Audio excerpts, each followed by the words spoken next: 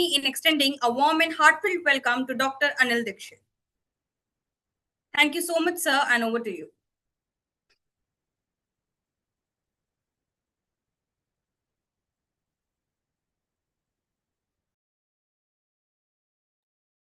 Can you hear me, sir?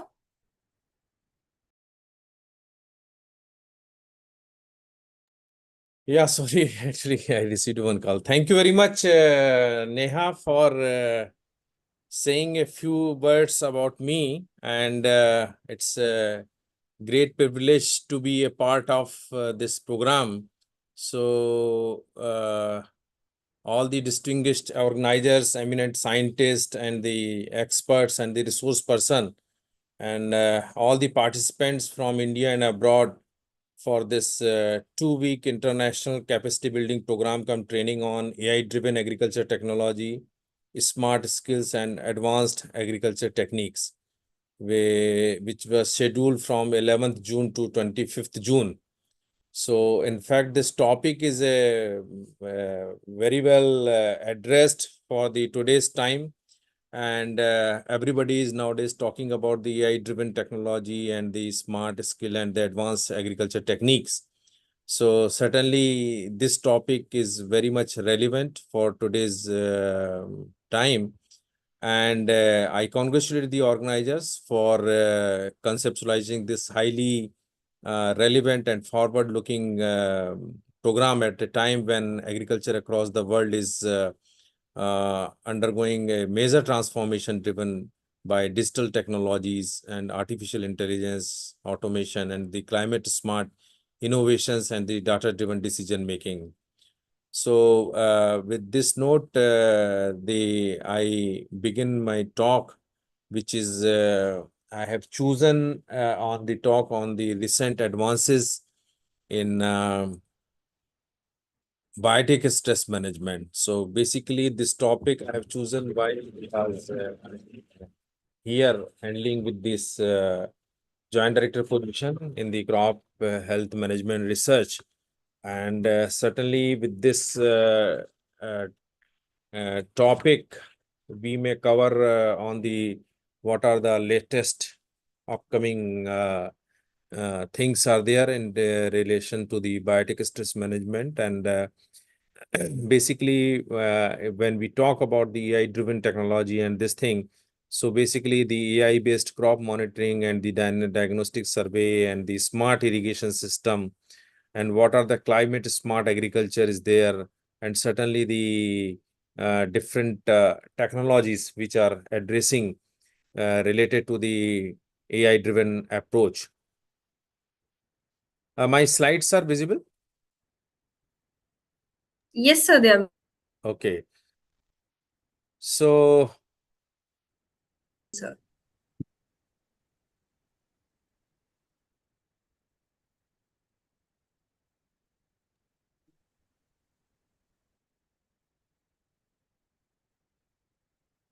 yeah, fine. So now we start with the what we are talking about, the agriculture achievement for the last 12 years. And it's a very honor to be part of this ICAR system that, yes, we have achieved the historical agriculture production of 377 million ton, which is indeed a Herculean task, and we did it for 25-26. And if you compare with the 14-15, it is a 49% increase is there. And likewise, the record production in many crops, rice, it is 150 million ton, and the wheat is 117 million ton. Then maize, we have achieved the 43 million ton. And oilseed also, few years back, we were 37 to 38. Now it is 42.9 million ton. And likewise, in the pulse production also, because if you remember the many years we were the production was in between to 14 to 15 million ton. But again, in the last year, the pulse production is come to the tune of 27 million ton. So this is a great achievement. And again, the ICR has come with the two genome edited rice variety, which is one is the DRR Dhan 100 and DST rice 1, which has the another major milestone in the rice improvement. And the with this yield advantage and the better green and the cooking quality, these are the unique features for this two genome edited rice. So with this note, because this is what we are talking about, the Viksit Bharat 2047 or the AGROVISION 2.0, what the topic means, the theme you have chosen for your faculty development program or the whatever the international program is there. So it is, I thought of to have some sensitization to my audience, so that we may think of the what the recent advances are there in the agriculture, which can have the our target for 2047 Viksit Bharat, Viksit Bharat of Viksit Krishi in 2047, which is of important. Now, the next point is that what we are spending for the agriculture research, if we are spending around 1 rupees, now we are getting around 13.85. So certainly the every one what we are spending, what return we are getting, that is very important. So agriculture research and agriculture extension, these are the two segments where the return is much higher as compared to the education, roads, electric power, and the canal irrigations. So again, this is on the positive side, and this was published in the working paper of the NIAP, which is again a ICAR institutions. Now coming to the topic, what the understand about the biotic stresses, as it is a very important national institute is there at Raipur, Chhattisgarh, and which was established in 2012.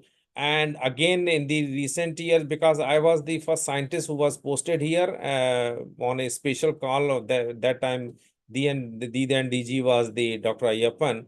So we had a very tough time here because the IGQV campus is here. So they provided the land, and again, we have to establish the things, and a lot of infrastructure development was carried out. And in 2021, the whole building and this was given to the nation by the Honorable Prime Minister of India. So with this note, now then we have started our UG, PG, PhD program here. With the ICR entrance exam, they used to conduct the combined entrance test. And now we are working with the IRI hub. That is IRI, the Indian Agriculture Research Institute in New Delhi. So they are providing the degree, and we are providing the teaching to the students, and with the help of, because we have a very limited number of resource person. So what we used to do, we used to take the help of our neighboring institutions like MIT University is there. So they used to give the some provide the faculty, and the of course the IGKV Raipur is there. So they used to provide the specialized faculty for many teaching programs. So now with this note, now we should understand about the biotic stress is there. So basically the biotic stress in plant is caused by the living organism. Basically the all the living factors, which whether it is insect, disease, weeds, and some other nematodes and the microorganisms are there. So with the presence of these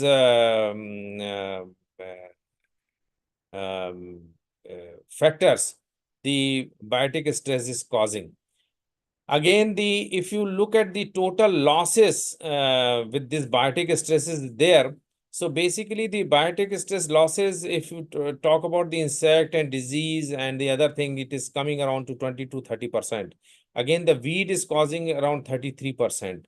So overall, if you look at the biotic stress losses, it doesn't mean that you will, if you calculate the 33, 26, 26, it will come around to 100%. But whenever some management strategy is there to combat the biotic stresses, So the overall the losses is coming around the 40% if you are not going to control the any insect disease and the weeds. So this much losses is there. Again, if the plant responses to climate change, if you look at because there is a abiotic stress is also there, where the temperature, drought, carbon dioxide, ozone, these are the factors which are also affecting the biotic stresses. And the combined effect of biotic and abiotic stress, that is a basically interplay between these plant responses to biotic and abiotic stress. This is a crucial for developing the climate resilient crop and the ensuring the sustainable food supply. So coming to the why to mitigate the crop biotic stresses, what are the things which affects the food security, economic stability, sustainability, climate resilience, and the biodiversity? Because these are the things which are very important if you talk about the sustainable agriculture and if in terms of the food security. So basically, the talk about the food security with the growing global population, ensuring the stable food supply, it is essential for crop losses due to pest and disease. Again, the farmer's livelihood is also very important, and it depends on the healthy crop. So if you have a better harvest of the crop, and ultimately you can generate the income, and what we are talking about, the doubling the farming income. So basically the economic stability is very important for supporting the rural economics. Again, the sustainability point, with again the helping the management practices for the biotic stress, which promotes the sustainable agriculture for minimizing the chemical inputs and the reducing the environmental impact. And that's what we are addressing issues. And nowadays we are talking about the Khet Bachao Abhiyan by the Ministry of Agriculture and the Farmers Welfare. So basically their idea is that how to reduce the dependency on the chemical fertilizer, because the government of India is paying a handsome amount of money, like 2 trillion amount of money, means 2 lakh crore. So basically this amount is going towards the subsidy. So basically it is costing too much to the government, taxing too much to the government. So to reduce the this subsidy part. And again, the chemicals, basically the chemical fertilizer, it is affecting our soil health also. So with this, we have to maintain the sustainability. Again, the climate resilience of developing the resilient crop. So ultimately,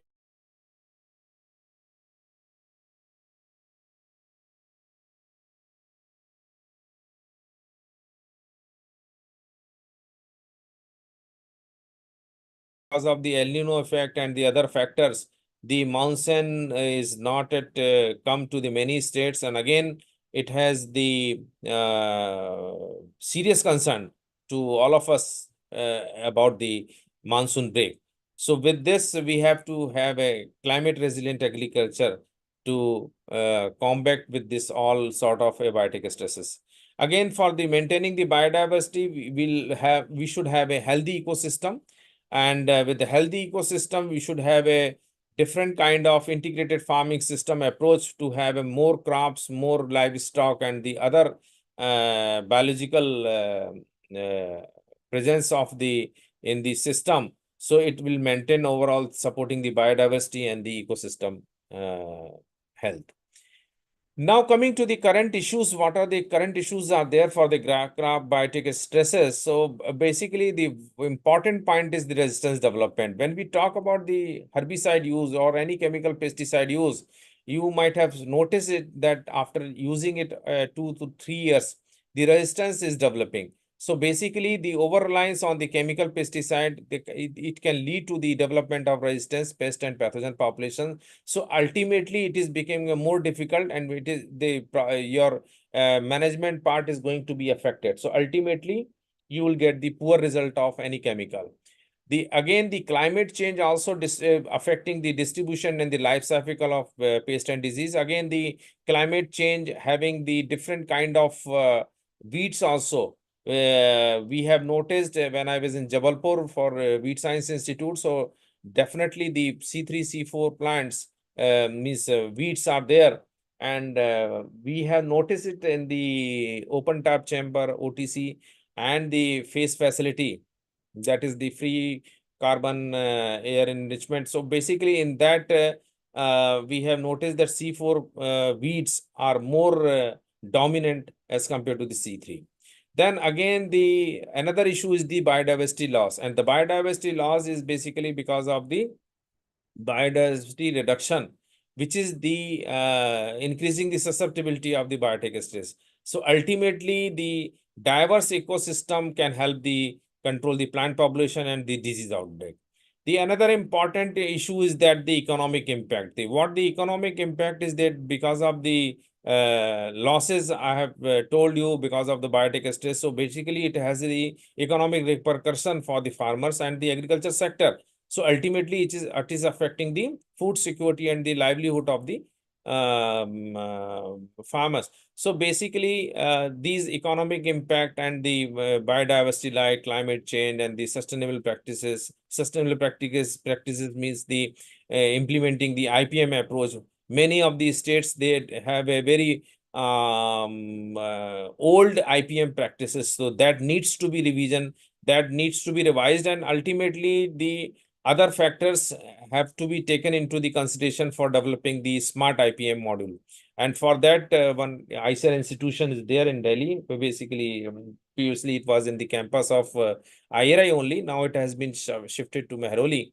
So that institute is taking care of, and that Plant Protection Institute is doing a wonderful job for developing the IPM technology, IPM practices in many parts of the country.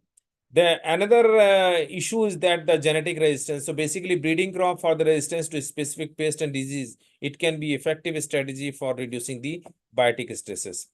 Already told you the climate change. Now, this is the impact of climate change on the insect pest and the natural enemy, the loss of ecological biodiversity, then expansion for the geographic ranges and the increased overwintering survival, then the increase in number of generations, risk of introducing the invasive alien species, impact of plant pest population dynamics and the outbreaks, breakdown of host plant resistance, that is also very important point. So it can break the host plant resistance.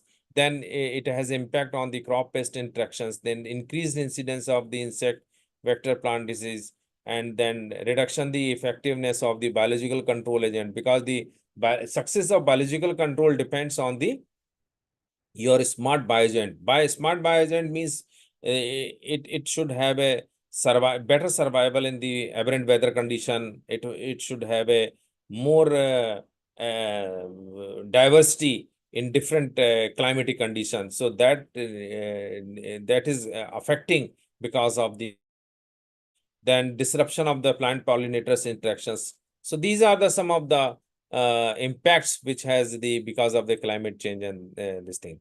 So these are the published report on the empirical studies on the crop insect pest interaction in the context of climate change.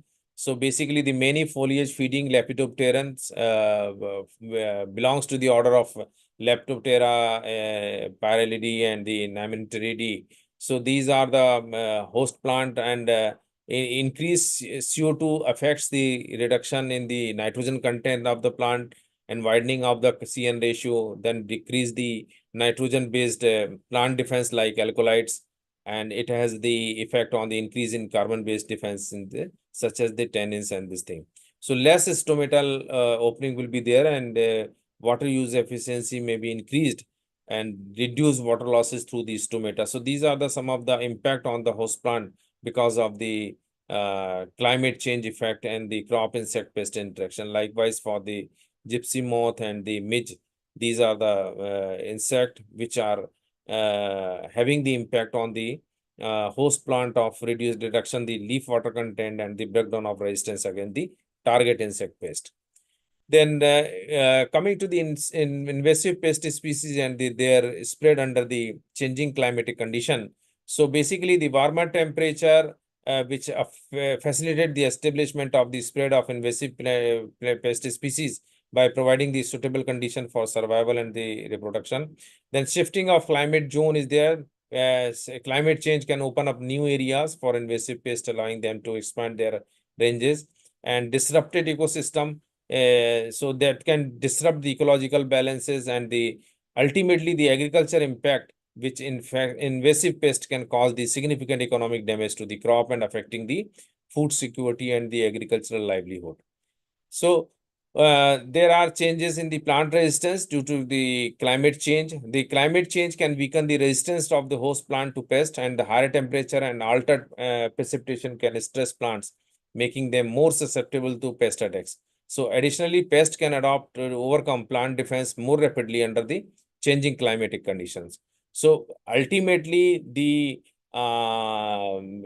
it may have the weakened defenses, shifted phenology, altered nutrient availability, because the climate change can have the impact on the soil fertility and nutrient cycling also. So ultimately, the availability of nutrient may be affected by changing climate scenario. Then genetic adoption or the genetic resistance we talked about, then certainly that plant can involve the adaptation to changing climate, which potentially affecting their interaction with the pest and their management system. And now the coming to the effect of climate change on the cryobiotic stresses and their mitigation. So ultimately, the how the temperature affects the insect pest, which has the increased number of generations. So ultimately, the if you have a higher temperature, then ultimately the number of generations are more expansion of the geographic ranges and the outbreak of plant disease transmitted by the insect. So ultimately, the loss of synchrony and the host plant. And again, the CO2 increase is affecting the altered CN ratio, then it has the greater consumption rate and increasing the developmental time and decrease the pest abundance. So ultimately, the pest management in the climate scenario is for mitigation and adoption is strategy which has the monitoring of the pest population dynamics, global information system, invasive species. So ultimately, the modified IPM practices can be the answer for the combating the crop biotic stresses and their mitigation under the changing climate scenario. It is the same thing. Already I have talked about. So basically, the global trade and travel climate change impact all system of one Earth, but the intentional and the unnoticeable effect of various factors of pest dynamics require a wholesome biosecurity. So ultimately, it requires the mitigation potential threat before any assumption of the pandemic proportion. So these are the current policies being implemented by India for mitigation the crop biotic stresses. So ultimately, the integrated pest management policy, which was implemented in 1985, and their focus for this program was the integrating the biological, mechanical, cultural, and the chemical methods for sustainable pest control. The Insecticide Act, which was introduced in 1968, this purpose of having the Insecticide Act was the regulates the import, manufacture, sale, transport, distribution, and the use of insecticides. Again, the National Plant Protection Policy, which was introduced in 1991, the main aim of having the NPPP was to aim to protect the crop from the pest and disease while promoting the safe use of pesticide. Then plant quarantine regulation of import into India order, that PQO, which came in 2003. And this was the very important order. And the purpose of having this order was to prevent the entry and the spread of exotic pests and diseases. The biological control program, which was expanded in 2010, and the purpose of having this program was to promote the use of biocontrol agent like the parasitoids, predators, and the microbial pesticides. Again, the Pradhan Mantri Fasal Bima Yojana, this was introduced in 2016. And the purpose of having this policy, PMFBY, is to insurance coverage to the farmers against the crop losses due to, basically it was related to the plant protection only. There's a pest and disease and the other natural risks. Again, the National Mission on the Plant Health Management, this was introduced in 2014, which was having the strategy through the plant health diagnostic tools. Now, coming to the challenges in the implementing of the biotic stress mitigation policies and the approaches. So ultimately, one, we talk about the complexity of the biotic stress. So basically, the biotic stress can vary widely across the region and crop types, making it difficult for developing the one-size-fits-all solutions. So ultimately, you have to see the research gaps, if the insufficient research on the specific pest and pathogens, leading to a lack of effective management strategies. So then improper training and education and training program, that is also very important. Implementation of any successful strategy for dealing with the IPM model or the management of the biotic stresses. And again, the cultural practices, if you look at the local agricultural practices and belief, or we talk about the ITK, indigenous technology knowledge. So that those ITK and the local agricultural practices also requires to have an integration with the new technology approach, which should have a tailored approaches for the implementation. Then again, the economic constraints or limited funding can hinder the adoption of new practices of the technology. Then resistance issue, over reliance of the chemical, then climate issues. Already I have told you that how the climate change and the effects are there in terms of the insect pest population. It is again affecting the your if you are using any pesticide in the field condition, then efficacy part is also affecting. And the same is in the case of herbicides. When the herbicides are being used for the weed management, then you are not getting a good control of the particular chemical when the your high concentration of carbon dioxide is there, or the temperature is high, or if you fall in the heavy precipitation. So that chemical should have a rain fastness. So that is required for ultimately mitigating the biotic stresses. So ultimately, it is again the part of the policy. Then regulatory challenges, which is the regulatory landscape for the biocontrol agent and the genetically GMO. That is can be a time-consuming and the politically sensitive issue. So ultimately, we have not made enough progress in this area because of the political and other issues.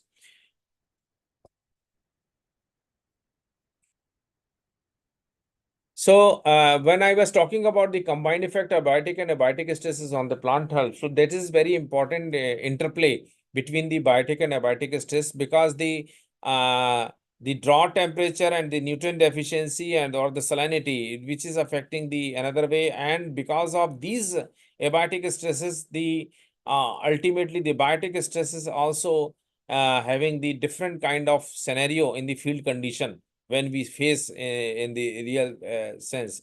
So basically, ultimately, the identification and the characterization of genes responsible for the both shared and the individual responses to stress will facilitate the selection of the promising candidate, and that can serve the potential target for enhancing plant tolerance and the combined stress. So if you look at the different kind of altered features under the medium term and the mild long-term stresses, so leaf water content is affecting, and the chlorosis and the chlorophyll content is also ratio changes.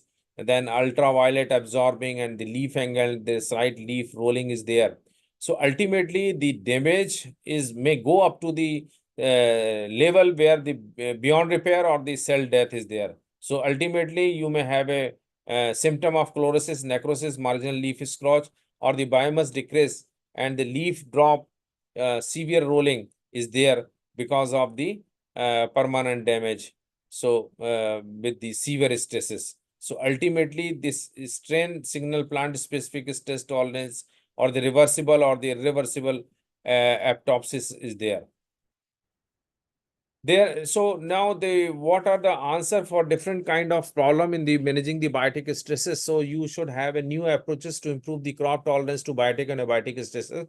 So ultimately, genetic engineering and the breeding program, transgenic crops, market assistance selection, and the gene editing. This is the nowadays many of the institutions and many of the private players, they are working on it, and that's what in my beginning of the talk I talked about the 2 genome edited rice, which was developed by the ICAR with the help of DRR and the other ICR based institutions working on the rice. Again, the crop rotation and the diversity, intercropping, diverse variety. This is another top point where we can address these issues of the biotic and the biotic stresses. That's what we talk about the crop diversification. Even in the Chhattisgarh region, the government has announced that because here this is the rice dominating area and the farmers, they are fully dependent on the rice cultivation. Even in the many areas, the rice is farmers, they have adopted the rice fallow system. And our in the 82% area of Chhattisgarh is the rice fallow. So basically, they are losing one full season. So ultimately, those diversity and the diversification is required. And the government of Chhattisgarh, they have announced that any farmer, if they are growing another crop other than the rice, they may get the 15,000 rupees per acre as incentives to grow the other crops. Other crops means they may grow the pulses, oil seeds, and other even minor millets also. The another approaches is the soil health management. That's what we talk about the natural farming and the organic farming. So we are focusing these aspects also in the field condition, and many of the KVKs are being told that you should promote the organic agriculture, natural farming, and the use of some biological or the use of green manure and the other manures which has the less chemical value. Again, the integrated pest management modules, I told you that how best we can have a IPM models with the different kind of cultural practices, biological control, and other issues. So those IPM models needs to be modified, and they have to be updated as per the need and the location based system.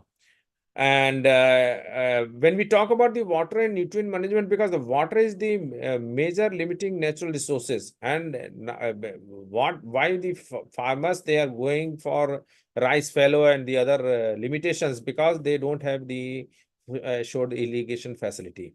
So when you have a limited water availability or the limited water sources, so ultimately you are losing the one crop season because of that limitations.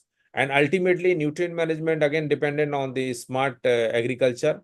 That's what we talk about the precision agriculture. That 4R concept is there: right dose, right method of application, right time, and right source of the material. So this 4R approach is for all sort of your inputs, whether it's seed, whether it's fertilizer, whether it's pesticide. So 4R approach is very much important in terms of precision agriculture. And of course, the water management technology needs to be modified, needs to be taken care of, means you should have a micro irrigation system whenever the orchard or the vegetable crop is growing. So ultimately, the farmers have to be adopted the micro irrigation system, be it the sprinkler system or the your drip irrigation system. There are approaches for the physiological and the metabolic manipulations, and again the stress hormones and the antioxidants. So again, these sort of approaches are also there. There are some volatile compounds also, which has the volatile or organic compounds, which has the another management strategies in terms of insect and pest. Then climate smart agriculture is very much important for resilient practices and the adaptive strategies. And the research and innovations have to be for the system biology and for the field-based system. Now, the Indian policies on the climate change, these are some of the policies which are prevalent in our condition. One is the National Mission of the Sustainable Agriculture. As a part of the National Action Plan on the climate change, this mission aims to make agriculture more resilient and the climate change by promoting the climate smart agriculture practices. Then soil health management. This soil health management is encouraging the farmers to adopt the sustainable practices that enhance the soil quality and the productivity. So ultimately, the aim is to reduce the need of the chemical fertilizer. That's what we are promoting for the green manure and the other biological approaches for in terms of supplying the fertilizer or the manure. Then climate smart varieties. This is again the very important initiative by the government of India, and we are focusing on the breeding climate smart resident crop varieties for aberrant weather condition and the changing climatic condition. Promotion of organic farming. So encourage the organic farming for the reduction in the chemical inputs and the lower the carbon footprints and the improve the biodiversity. Again, the Pradhan Mantri Krishi Sinchai Yojana, this again aims for the micro irrigation system, and ultimately they are promoting for the water conservation practices. Again, the agroforestry and a diversification. We have here in our institution, the agroforestry based IFS model. And that's what the agroforestry institution at Jhansi and the other area of those who are working on the integrated farming system, they are focusing on the how best we can have agroforestry model, because the agroforestry model can have a more your organic content in the soil, and which has a better biodiversity in the field condition. Then insurance scheme, already I told you. Then capacity building and the training. This is very important aspect, capacity building and the training program. That's what the Just Agriculture and the other organizations are doing. They are making efforts to have a more kind of training program and more kind of capacity building program in the area of the upcoming agriculture subjects and the other agriculture science related topics. So ultimately, the aim of such organizations, they want to have a more people to be taught about the how best they can be educated, and with the changing scenario, beat the climate change and the other factors which are affecting our agriculture sector in a big way. So ultimately, this already I have told you that how the climate change is affecting the pest and diseases, shifting in the disease dynamics, impact on the natural predators, because the natural predators are also affecting the presence because of the changing climate scenario. And ultimately, these changes is in the agriculture practices. So ultimately, it affects the overall condition for favoring the certain pests and diseases, and the which leads to the larger infestation for more pest and the diseases. So ultimately, the Indian initiative to manage the invasive weeds is the National Biodiversity Action Plan, and target for specifically focused on the prevention and the management of invasive species, because the invasive species is also very problematic. That's what the plant quarantine order was established in 2003 for making such kind of efforts and for combating. And because the entry point is at the ports, because there are the plant quarantine officers are there, they have been posted in the those area. So entry of those has to be checked. Entry of any pest and disease or any living material which are coming from the outside country, that cannot enter into our country. You cannot, if you are going to any foreign country, you cannot bring any plant material. You cannot bring any seed material. It is again a very criminal kind of activity. And if you are being booked under the section, I don't remember, but there are a serious offense for such kind of attitude. Then again, the National Action Plan on Invasive Plant Species, that was the launched by the Ministry of Environment, Forest and Climate Change. And these are some of the things for preventing the new introductions. And the National Invasive Species Information Center, NIC there. This center provides the information and recourse on invasive species in India, raising awareness about the issues. And plant quarantine regulation order, this already I told you, 2003 it was established. This is one example of the how the fall armyworm created the havoc in the 2018, which was noticed in the Shimoga, Karnataka, and the infestation was ranging to 2 to 35% in the maize. And it also causes the damage to the grasses such as rice, sorghum, and sugarcane, as well as the 23 horticultural crops like cabbage, beet, tomato, potato, onion. So see, the single pest of fall armyworm that created havoc in the country for infesting in the many areas.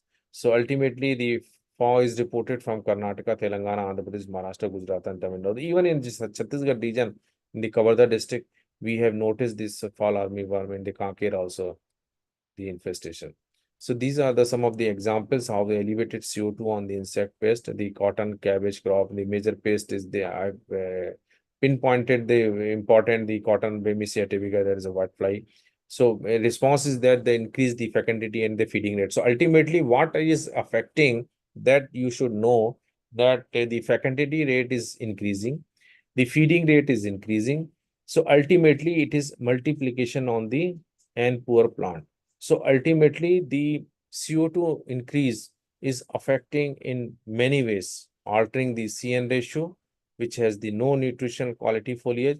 So ultimately, plant will die with the nutrient deficiency. Another factor is that the pest and disease. So ultimately, when the increased fecundity in a feeding rate is there, so it will be a more damage of the insect on the particular crop with the presence of particular insects. So likewise in the pigeon pea, again they increase the number of generation and early completion of the life cycle. This is the for the effect of other weather parameters of major pest in rice, soybean.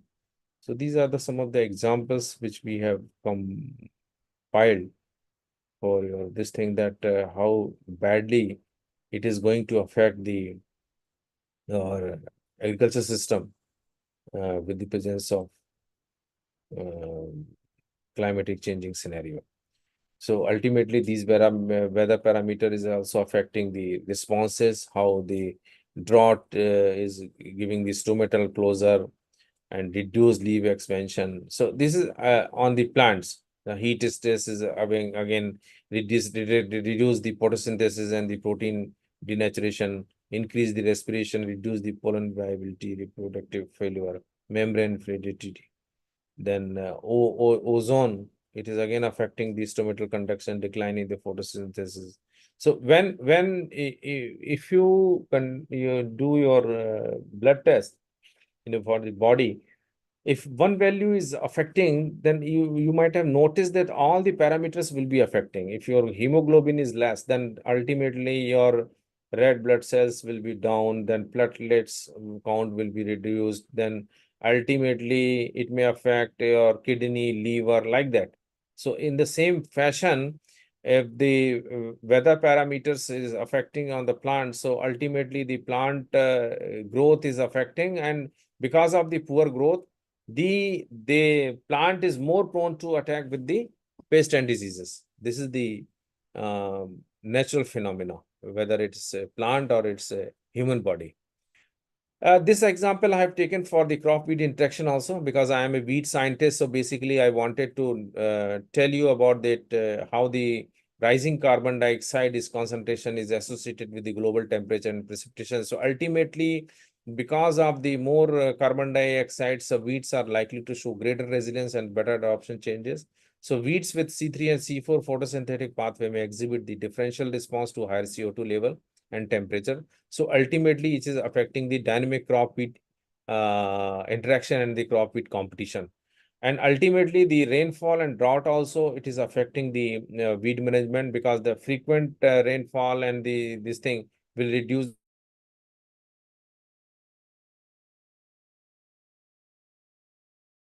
in the plant. So ultimately, what affects, it affects that your control will not be there as you wanted to have it.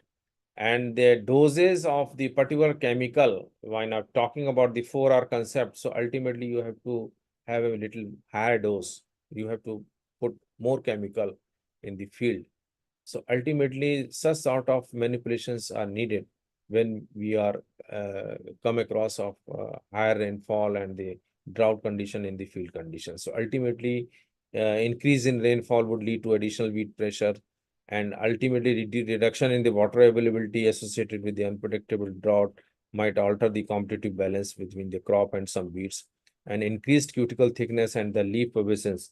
So ultimately, this responses to drought, and ultimately the increasing the aridity or the drought, this affects the herbicide volatilization. So ultimately, climate affects the herbicide efficacy in many ways. So ultimately, this CO2, light, temperature, relative humidity, and soil moisture. So these three, four climatic factor which affects the differentially uptake of and translocation of the different herbicides. So this is a scenario of using the any herbicides in the changing climate scenario.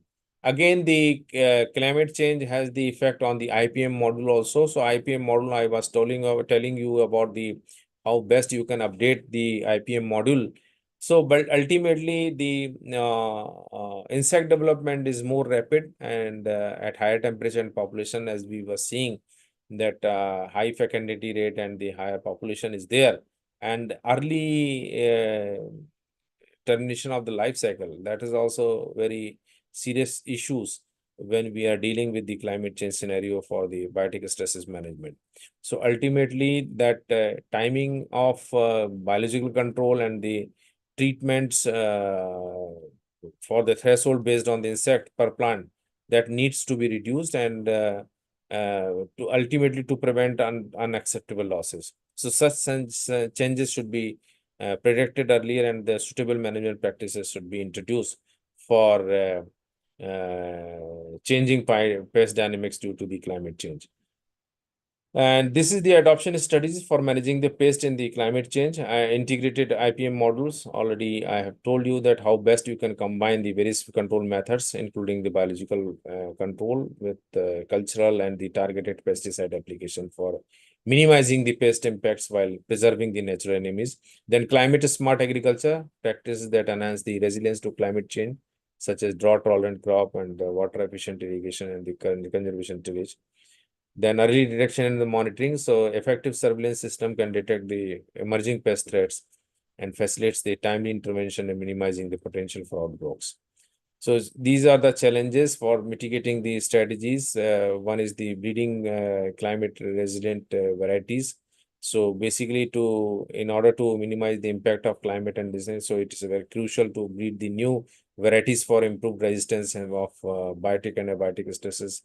And again, considering the late onset and the shorter duration of winter, there is a chance of delaying the shortening the growing season of the certain rabi and cold season crop.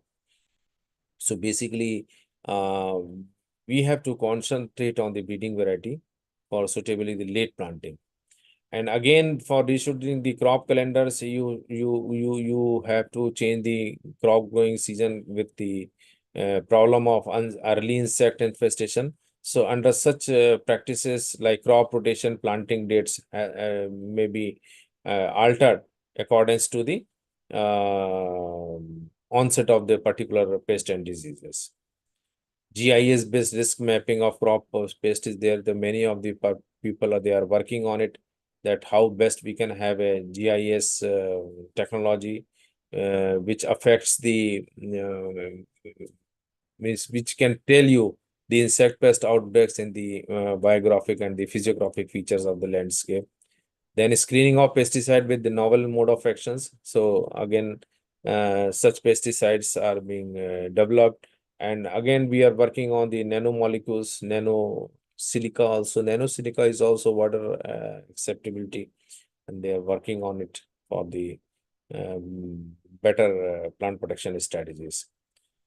So ultimately, in conclusion, we would like to say that responses of organism to climate change will be the specific, and ultimately the insect have greater potential to develop the physiological and the behavioral adaptation, and this may ultimately lead to the formation of genetically differentiated population and possibly new species, especially when climate change is associated, and biology and life cycle of several arthropods will keep altering under changing climate scenario.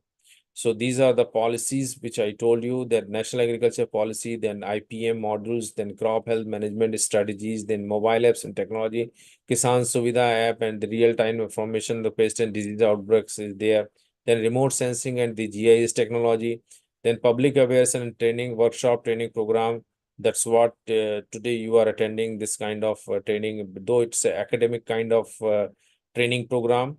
But certainly for the field worker, such training programs needs to be conducted at the field level and at the departmental level. So role of line department is very important because the agriculture is a state subject.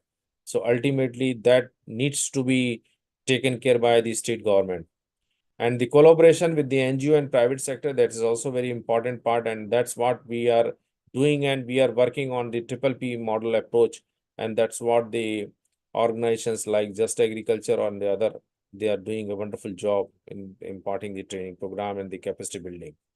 Then again, the effect of climate change on the effect of management strategies. So that has to be on the blue ground pest and the on forestry that needs to be studied.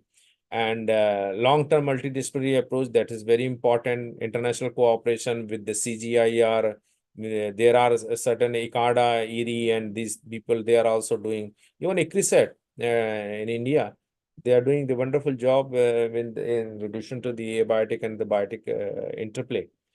Then they are also involved in the capacity building for ensuring strong system for the international cooperation. So with the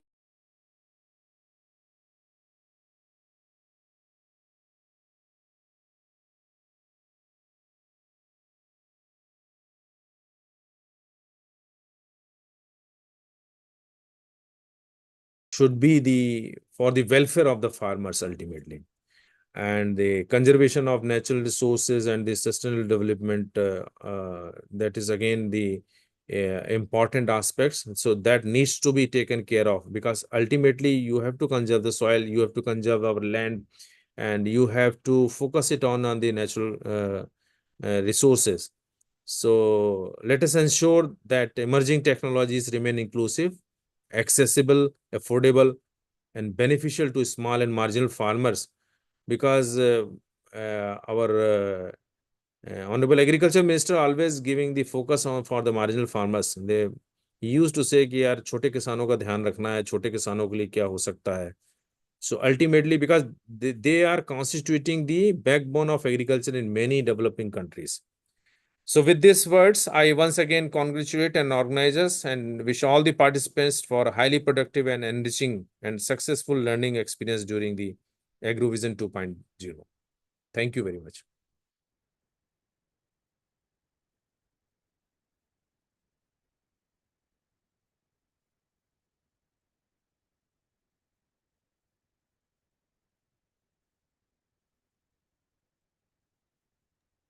Thank you so much, sir.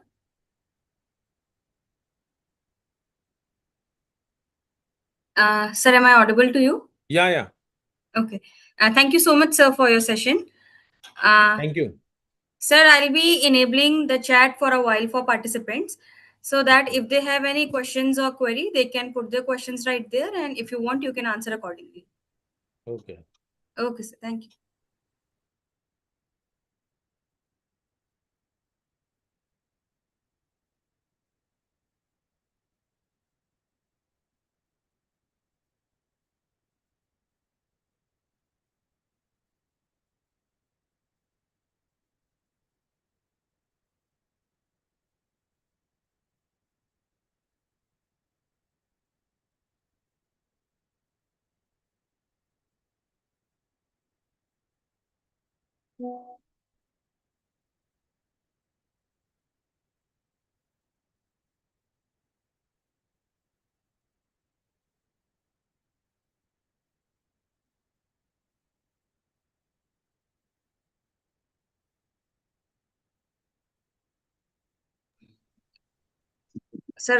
Sir, I guess we have started with the questions.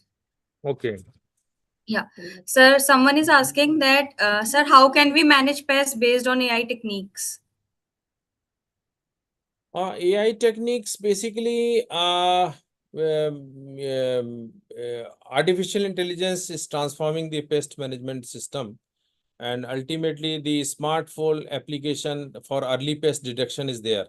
So AI-powered image recognition system can identify the insect pest, and the real-time diagnosis helps the farmer. And the computer vision algorithm analyze the leaf symptom, insect morphology, crop damage. So these are the some of the AI for early pest detection is there. Then AI-based pest surveillance is there. For a smartphone, traps the cubed with camera, automatically captures the images, and ultimately the AI system counts, identify, and classify the pest population. Then again, the pest forecasting and the early warning system is there. So we have a project also, and we are working with the MIT Noida. And what we are planning to develop the model in a such a way that AI integrates the weather parameter with the pest life cycle information, then the cropping pattern. Then machine learning models are also predicts the pest emergence and outbreak probability. And precision agriculture, I told you already that how best we can have a precision agriculture. When you see that managing the pest and disease, it's not a single man job. You have to have a good crop husbandry itself, a best management practices. Best management practices, ultimately, it will give you the your best technology for in terms of the biotic stress management. So ultimately, the precision pest management, there are AI enabled drone technologies all there, drone and sensors based technology for identify the pest hotspots, and the those hotspots can be controlled with the use of drone technique. Though the limitations of using the any pesticide with the help of drone is limited, but again it can help you in a very effective way.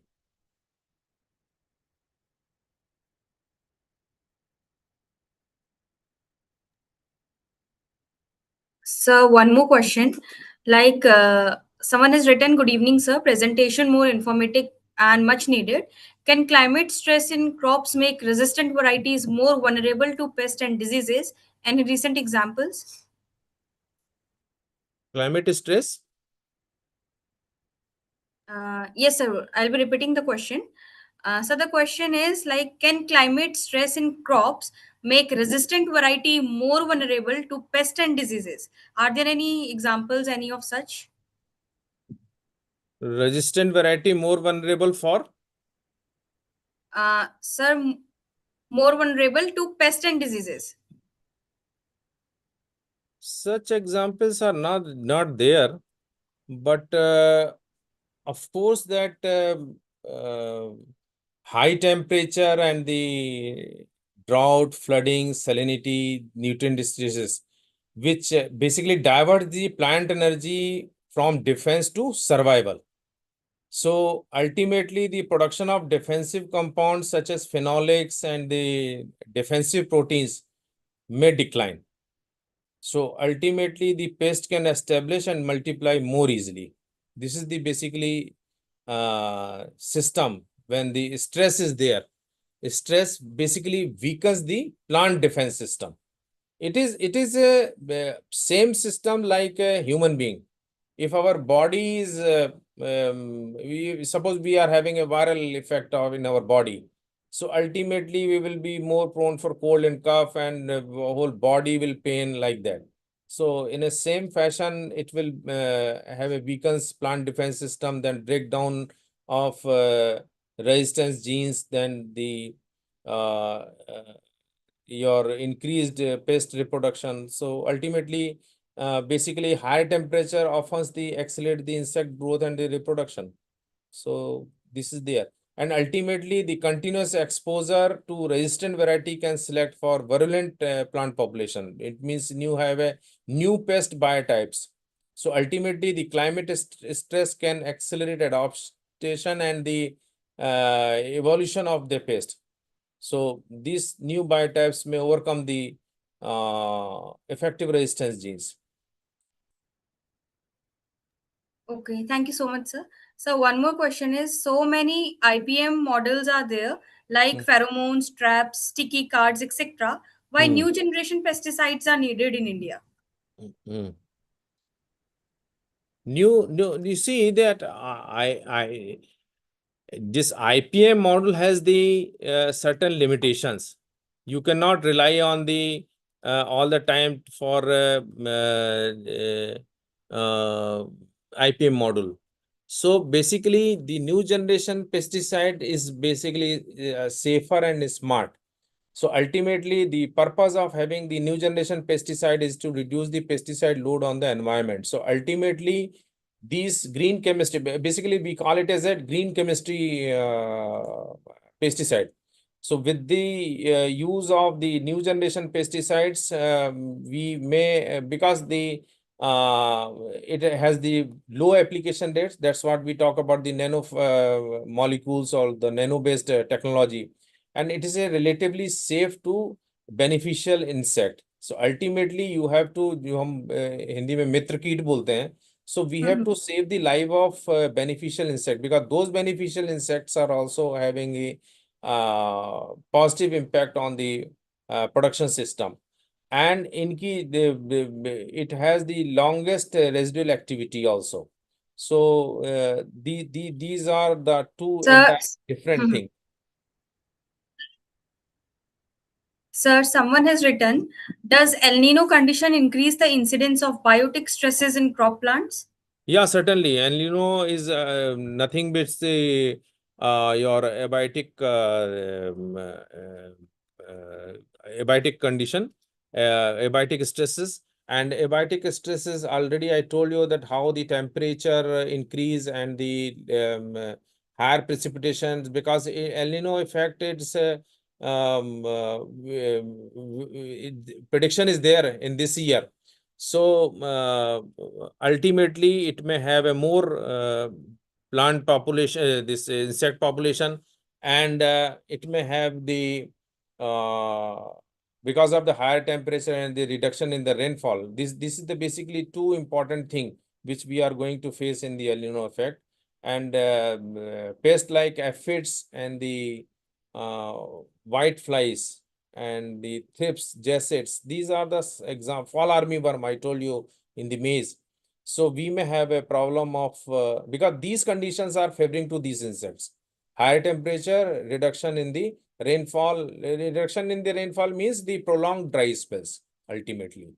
So ultimately, the aphids, jassets, white flies, and the fall armyworm will have a more problematic. And in disease like powdery mildew and the charcoal rots in soybean, it is also again the very problematic disease, and dry roots in the pulses. So we may have a problem of such kind of things.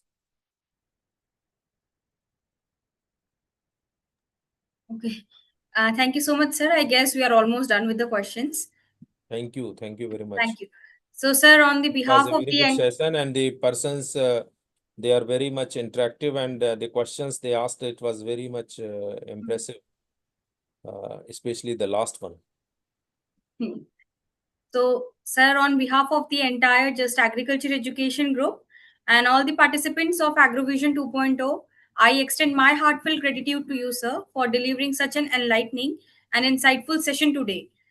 So, your vast experience, profound knowledge, and practical perspectives have provided us with valuable learnings and deeper understandings of the subject. The way you connected scientific advancements with real world agricultural challenges was truly inspiring and highly appreciated by all the participants. Thank you so much, sir, for taking out time from your busy schedule to be with us and for sharing your expertise so generously. We are truly honored by your presence and grateful for your invaluable contribution to this capacity building program. Once again, thank you very much, sir. We wish you continued success, good health, and many more achievements in your distinguished career. Thank you, sir. Thank you. Thank you very much. Thank you so much.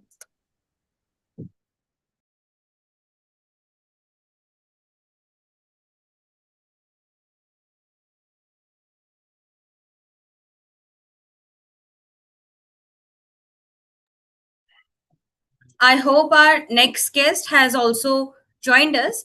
Mr. Vivek Mishra, sir, am I audible to you? I guess Mr. Vivek Mishra, sir, has also joined us. Yes, you are audible. Uh, Okay, sir. So, sir, I'll be starting with your introduction and then we can move forward with your session, sir. All right. Okay. So, it is my great pleasure to introduce our next distinguished speaker, Mr. Vivek Mishra.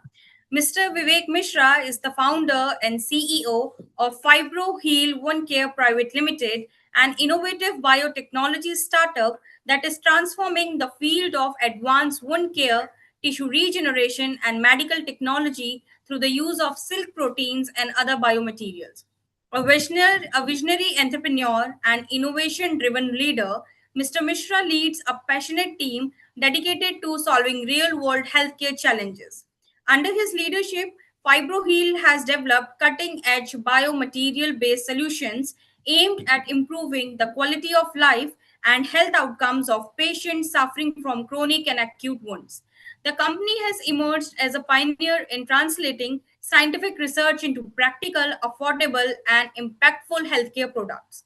We truly what truly sets Mr. Mishra apart in his unwavering belief is the power of innovation to create meaningful societal impact. He is driven by the mission of building healthcare solutions that can positively influence millions of lives while contributing to the growth of India's medtech ecosystem. His vision is to establish FibroHeal as a leading player in the global medical devices and healthcare technology space. Beyond entrepreneurship, Mr. Mishra is deeply passionate about mentoring innovators and supporting transformative ideas in healthcare. He actively encourages inspiring entrepreneurs, researchers, and innovators to pursue solutions that address significant societal challenges and have the potential to create large scale impact. Today, we are honored to have with us an inspiring entrepreneur, innovator, and change maker who is redefining the future of healthcare through science and technology. Ladies and gentlemen, please join me in extending a warm and enthusiastic welcome to Mr. Vivek Mishra, sir. Thank you, sir, and over to you. Thank you, Neha. Thank you, Just Agriculture team. Of course, my association with Just Agriculture have been now a couple of few years. Even I don't remember the exact dates, and it has been a good experience all along the journey. Excuse me for my bad throat. I have a little bad throat, but still I will be taking you through my journey, as well as I will speak more from the point of an entrepreneurship, because everyone wants to solve a problem. Deep down, every individual wants to contribute to the society. Now, there are certain challenges which they face, and then they feel that how should we come out of it? And many people leave it midway. Many people think about the fear first, and then they don't take charge or take the risk and move forward. So I will touch base upon my journey, because please remember, I was also one among you few years back. By good luck, by fluke, whatever, I decided this. It happened, it clicked, silk became popular, and the journey of economic multiplier potential, where a silk growing farmer is able to realize the true value, while a patient is able to heal quickly with the work of the farmer, and the load of the patient or load on the hospitals is coming down because the patient is healing fast. So it's a true example of an economic multiplier potential of silk, where a silk growing farmer is earning 3x higher money. The healing time is reduced by 50%, where it takes 18 days to heal, the patient is healing in 9 days. And the load on the doctors or nurses' time has dropped down because the patient is healing fast. So this is the impact what Neha introduced. I wanted to tell you before starting a presentation. I will be, 1 hour is granted to me, but I understand, all of you must be bored. It's evening time. So I will speak for half an hour. I will take another 20, 25 minutes questions, whatever you think. And once you are done with, I will be happy to log out. I will be sharing the presentation now. I'll be sharing my screen. And this comprises of two parts. One is the journey of FibroHeal, and second is my learnings in the due course of time. And then I will be up for Q&A and address whatever I can. Right? So I'm moving ahead with the presentation now. Okay, sir.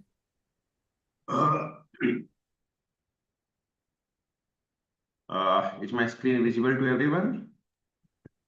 Sir, right now it is not visible. Now Yes, sir, it's visible now. It's visible? Okay. Yes, sir. So let me start the journey.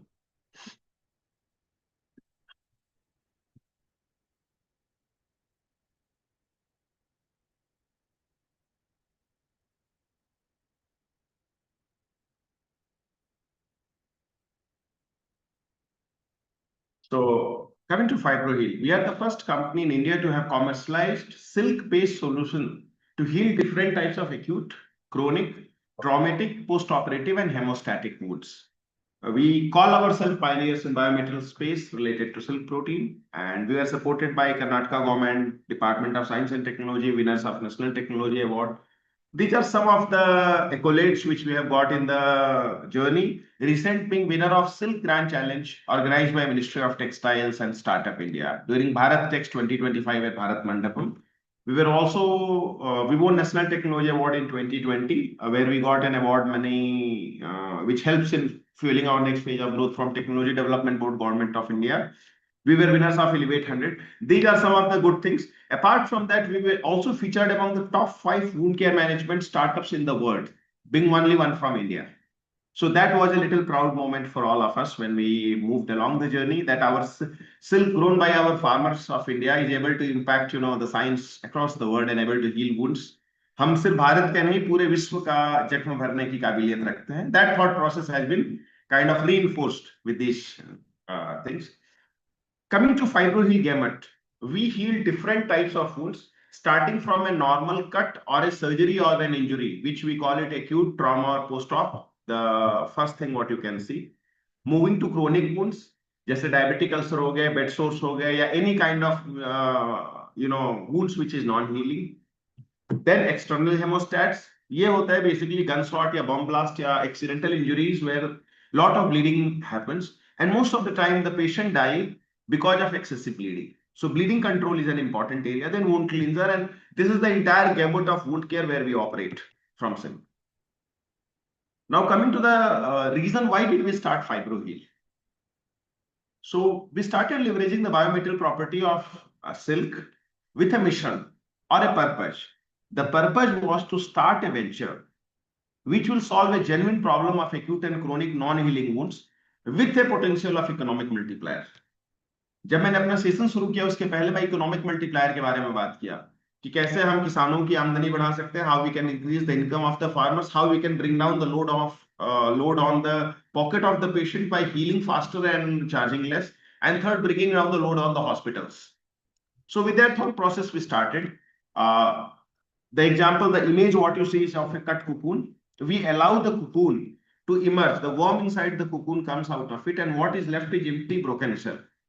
Now that empty broken cell is our starting material, and in that there are two proteins. Outer protein is called sericin, which has good cosmetic applications, and inner is called fibroin. We use fibroin protein to heal different types of wounds. That's why company is called FibroHeal, healing through fibroin. So that's brief about the company. This is the process how we extract fibroin. These are some of the patents. As a company, we hold 9 patents at the moment, and couple of patents are jointly owned by FibroHeal and Indian Institute of Science, Bangalore. These are some of the studies and papers and published articles in different scientific journals. These are some of the case studies. This is the plant from where I'm speaking to you now. What started as a mere idea in a few years back now has translated into a state-of-art plant and R&D center. We also feel proud that when Pahalgam attacks happened and when the country was at war, we supported the country with our innovation of arresting the bleeding. And you could see the post of Department of Biotechnology who indicates about our product called FibroPlug. Times of India covered our story from lab bench to battlefield. Bangalore innovation saves lives. It was a proud moment, me along with Professor Kaushik from Indian Institute of Science. And this helps, this is Ministry of Textiles and Government of India team in our manufacturing plant. So these things boost us that yes, we have done something worthwhile in the process of creating a business and creating employment. Silk protein has great potential. These are some of the possibilities around silk. And coming to the agri side of it, I have indicated into 2 parts. One is agri, sericulture, farmer side and silk industry, and second is wound care side. There are more than 80 lakh people directly, indirectly related to silk sector, whether mostly in textile. If non-textile gains application, it will lead to affordable and cost-effective products, which will require, which will impact medical devices sector drastically while creating employment and helping the people of the country and outside also. These are some of the depictive images from a very early days of FibroHeal. And now coming to the next topic, Why startups fail? What is the reason? Now I'm coming to the next stage. All of you have read the journey of AGROVISION, but what is more important for me is to tell you the reason, what I did correctly or where I failed. So startups fail. On the right hand side, you could see the various reasons listed here, but I will point it out only 6 points. First, we all feel हमारा बच्चा बहुत great है. Means my innovation is great, my science is great. But is the market ready to take that science or take that innovation? If not, you will fail. That is what I say, no market need. Point number 2, running out of cash. This is the most common reason that आपने start किया, you got some couple of grants and then no money and then you close down your startup.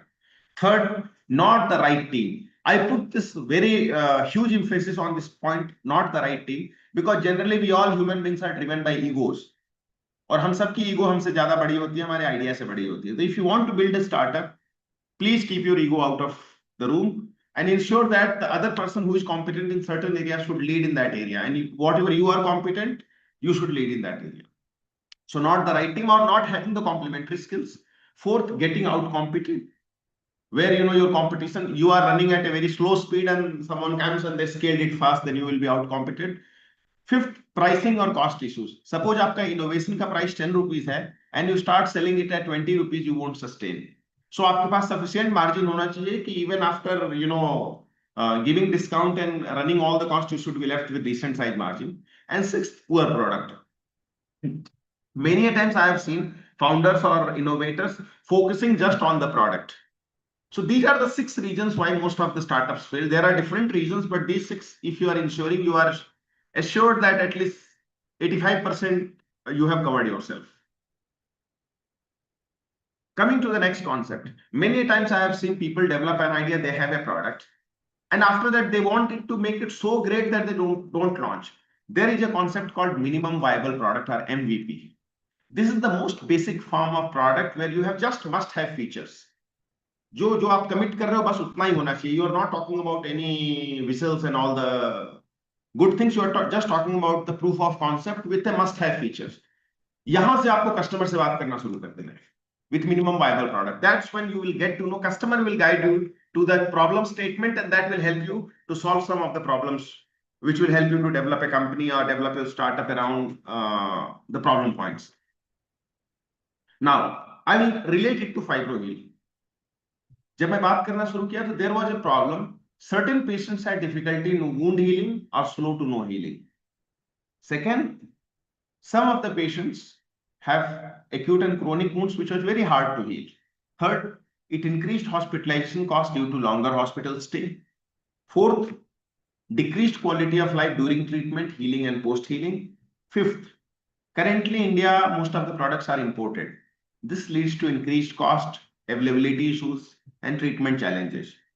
And sixth, lack of innovation in the sector from Indian companies. हम Indians की आदत है just import and sell. We are very good with that. So mostly people were following that, and this was the problem statement what I carried. Let's solve the problem of acute and chronic wounds with an Indian innovation, improving the quality of life of the patient, making it economic multiplier potential, and lowering down the treatment cost. With that thought process, we started addressing the challenge. The solution came in the form of silk. Why silk? Because silk is completely biocompatible, non-allergenic, non-cytotoxic. It allows air permeability, promotes healing. It has high tensile strength. It provides scaffold for tissue regeneration, cell proliferation. Again, it can be heat sterilized. Suppose you have bought a bigger size, you can cut it, and smaller size you can autoclave and reuse it. And it is cost effective and has efficient healing process. Now, what is the key takeaways? The key takeaway till now is a minimum viable product can help you validate your idea. It will help you to look for growth opportunities for you. And important part is look for startup ideas around. Keep the time to market short. The early we bring your product to the market, it will help. Pick a niche, like how we picked up wound healing, which no one was interested in. Test your idea before. आप अपने idea को test करते रहो समय समय पे. Keep things minimum and get to the market and scale gradually. These are some of the key takeaway points what I thought let me share with the people out there. Now the most important part. how do we get money for our idea, how to get an investor on board, or what are the things, In case you can take a screenshot of this page, you can happily take it. I won't say no. These are the 14 slides, which will ensure that the investor will not ask you anything beyond this point. These 14 slides. First is introduction or the team.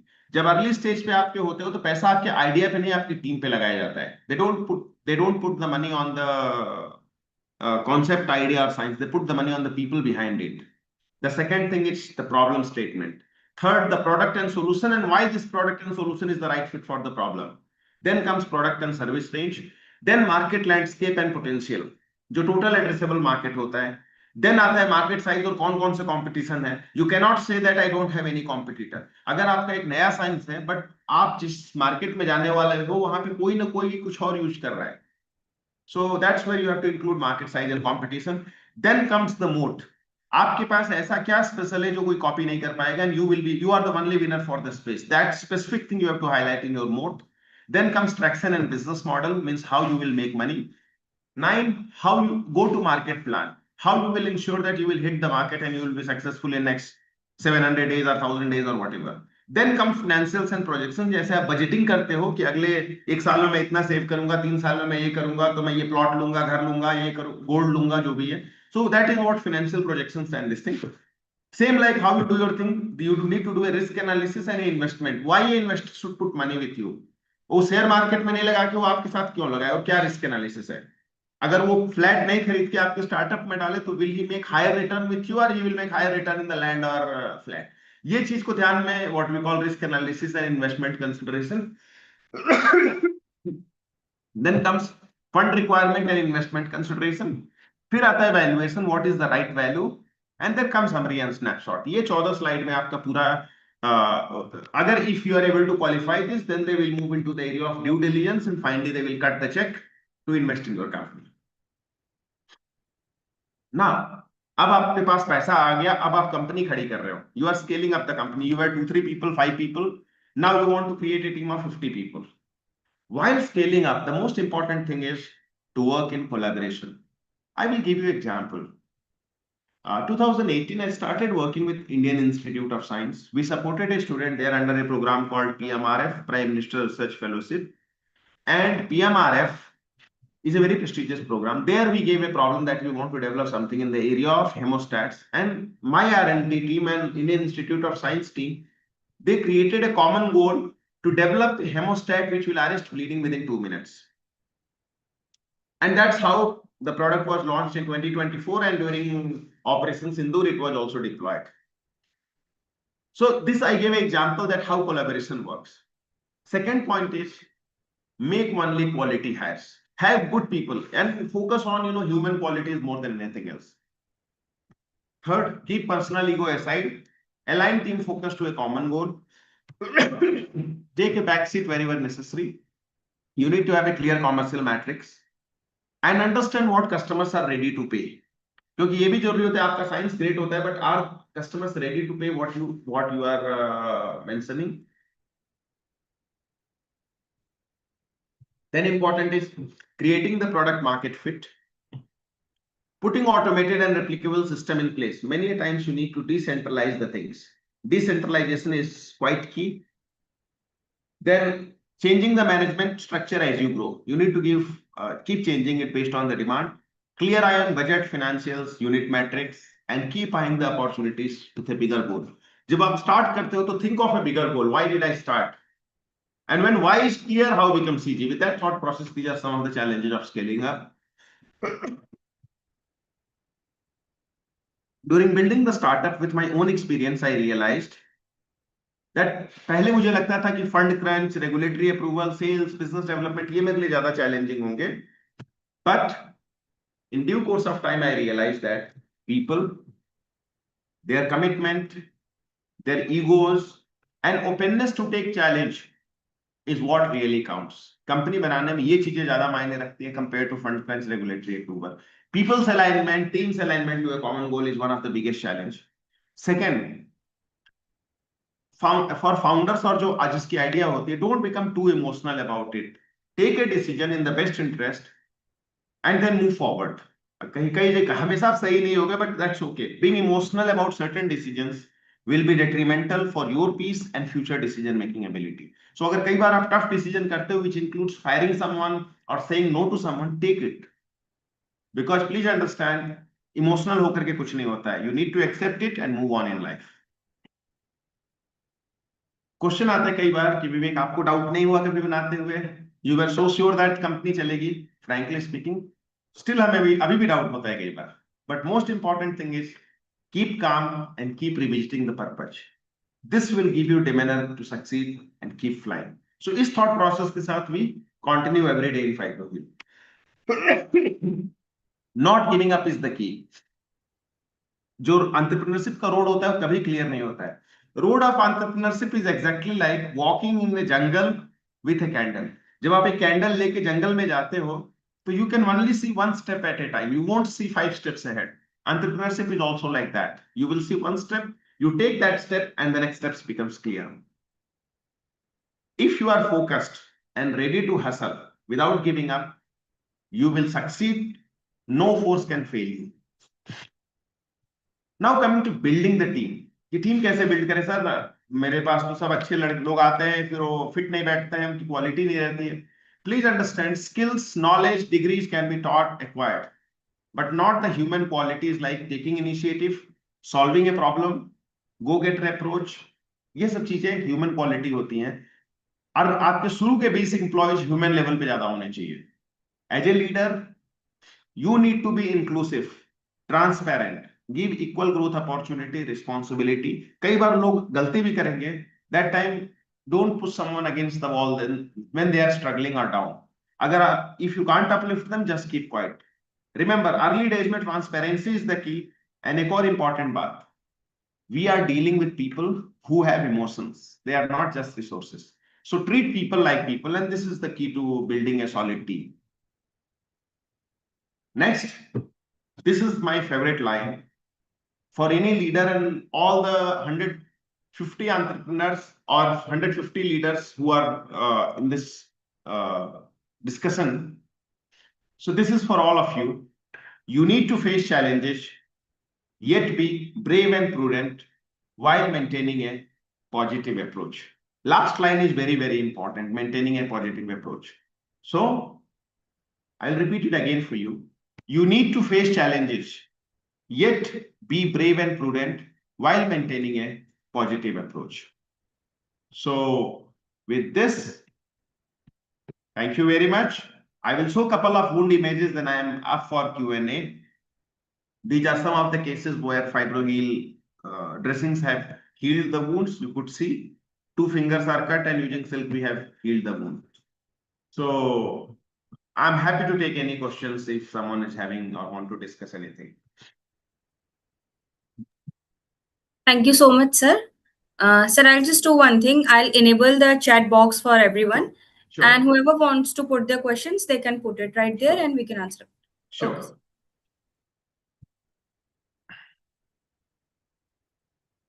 My apologies, I have a bad throat, so I could not take it for long.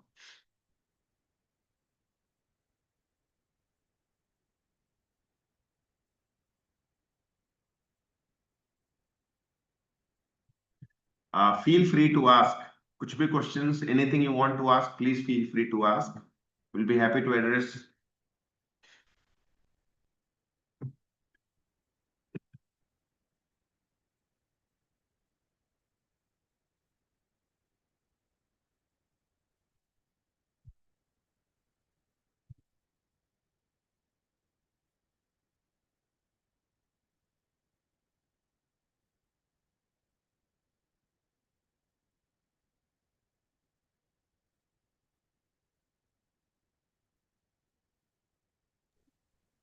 Dear participants, the chat box is enabled to everyone for now, and you can drop your questions one by one. Sir, I guess we have started with the questions. Yeah, Vaman Murthy. In case of plants, a severe leaf can be restored ex physical damage. Yes, it's quite commonly it's happening. Again, within few hours. That is called microvascular surgery or A lot of microvascular cases, microsurgery you would have heard about. So it is possible, but within few hours. If a limb or a finger is amputated, you have to carry the finger and they will do the stitching of the each vessels. So it is pretty much possible. And I understand, Vaman, you would have said in case of patients instead of plants. That is what I think you wanted to say.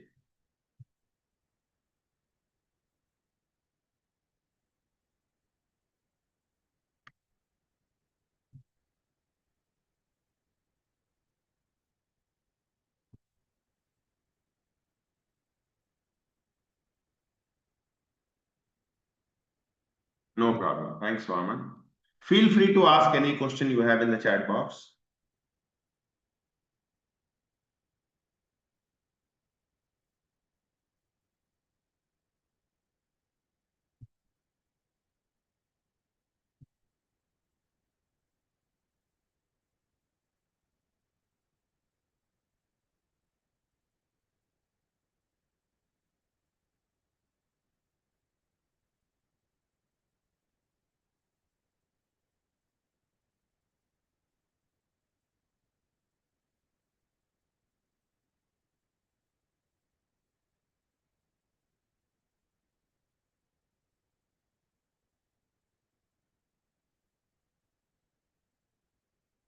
Thank you, Dr. Sakuntala, for your kind words.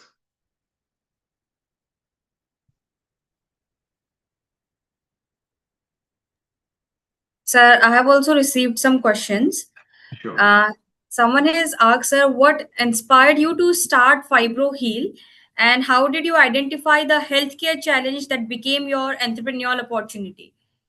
So I personally suffered a wound when I was in class 7, 8, which took 1.5 months to heal. And that there was something that, in fact, many of you can watch. Recently, Fibrohil got featured on ZTV also on a so-called Idea Batch, episode number 8, with the actor Pratik Gandhi. There we had mentioned it. It's on YouTube also. So that wound took almost 1.5 months, and I had to take a lot of antibiotics and other. And that's when I was interested that wound के area में कुछ तो करना है. Then I studied pharmacy, and finally I was working with Tata Group when I first came across silk. I saw a cocoon, and finally, when we started reading about it, went to Central Silk Board, Ministry, and various institutes, we realized silk had great potential, and no one has worked on it because it was not there. People try to fight in that red ocean where everyone has created a product, everyone will try to get into that area. Now, this was a leap of faith. Let's try something which is not done before anywhere in the world. Let's take the risk. And finally, we took the risk. We started researching on that. We floated the company, moved forward. There were hiccups, I don't deny, but I gave you the mantras. जो मंत्र मैंने follow किया अपनी life में to ensure reaching here. Carrying people along, finding the right team, adding the right people, and importantly, not forgetting the mission why did we started FibroHeal. And today I am proud to say that FibroHeal is being used in more than 500 hospitals across the country. More than 1 lakh patients are treated. India के top hospitals का नाम लीजिए, वहाँ FibroHeal के products use होते हैं. That's such a proud and happy feeling. So you have to look at 10 years down the line कि आज जो मैं idea और जो action ले रहा हूँ, 10 साल बाद उसका क्या impact होगा. And that was the inspiration, that was the motivation for me. That's very good to hear, sir. And one more question, like someone has said, can you share some of the major challenges you faced during the early stages of your startup journey, and how did you overcome with them? Yeah, very good question, I must say. During early stages, some of your key employees, the early ones, at one stage, they start feeling that they are running the company. Some of the old people will, old means someone who are in the organization, they may not be so open, but that's how politics creeps into any organization. So you have to ensure time to time, you bring everyone to a common vision and knit the vision that FibroHeal or the idea what we are working on is bigger than each one of us. None of us is bigger than the idea. So aligning it to a common goal. And that's when individual egos will keep coming to you. So that will be the biggest challenge, handling with people, and little bit they achieve, and people, you will come across people कि थोड़ा सा achieve करने बाद उनके अंदर sense of entitlement आ जाएगा कि यार मेरी वजह से ही चल रही है, मेरी वजह से ही आपका जो हो रहा है. That you have to time iron out the differences, bring people to a common goal, and look at the bigger picture that yes, this is what we want to build. So all those things. Of course, there was a challenges related to funding. There were challenges related to यार multinational से idea नहीं सोचे तुम एक Indian company कैसे सोच लिया है. You guys don't have that much money. तुम लोग fail हो जाओगे. बड़ी company तुम्हें ये कर लेंगी. But all you have to do is you have to listen and move on in life. Thank you very much, sir. A set of 1,000 motivated people. So we were committed once, and that's how we were able to reach stage. Okay. So one more question, like what strategies did you adopt to secure funding and gain investor confidence in the early stages? Whatever I committed, I honored. और जो 14 slide जो मैंने अपनी बनाई थी वो आपको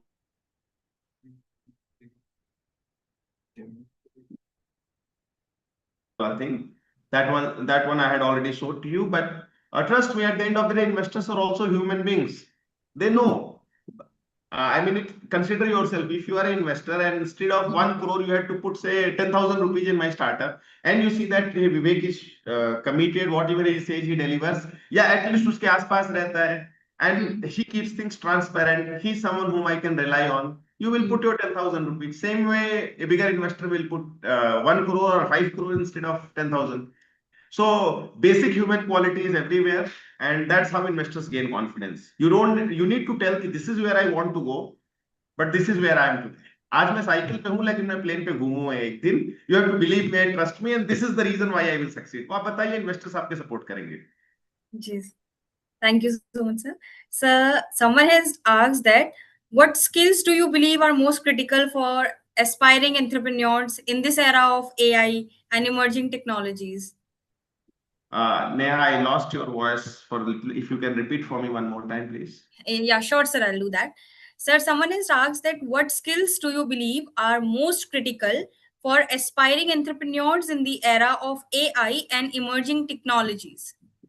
Very good point. Please understand whatever AI or whatever does, please keep in mind AI can solve all the problems, but there needs to be some consumer. Who is the consumer of AI? It's the human beings. It's we. Correct. AI can do everything, but there are certain challenges with AI also which it cannot deliver. Somewhere that's why human brain is the most superior brain or the most superior supercomputer in the whole universe, if you look at that way. So AI is there as a tool to solve some problems. But the skill sets, when I say focus on your human quality, that will always be in demand. Take it from me. Human level quality will a machine learning can fight within certain areas, but it will not take away the human quality. So build on that lines, and whatever you aspire to reach, you will be able to reach there. Okay.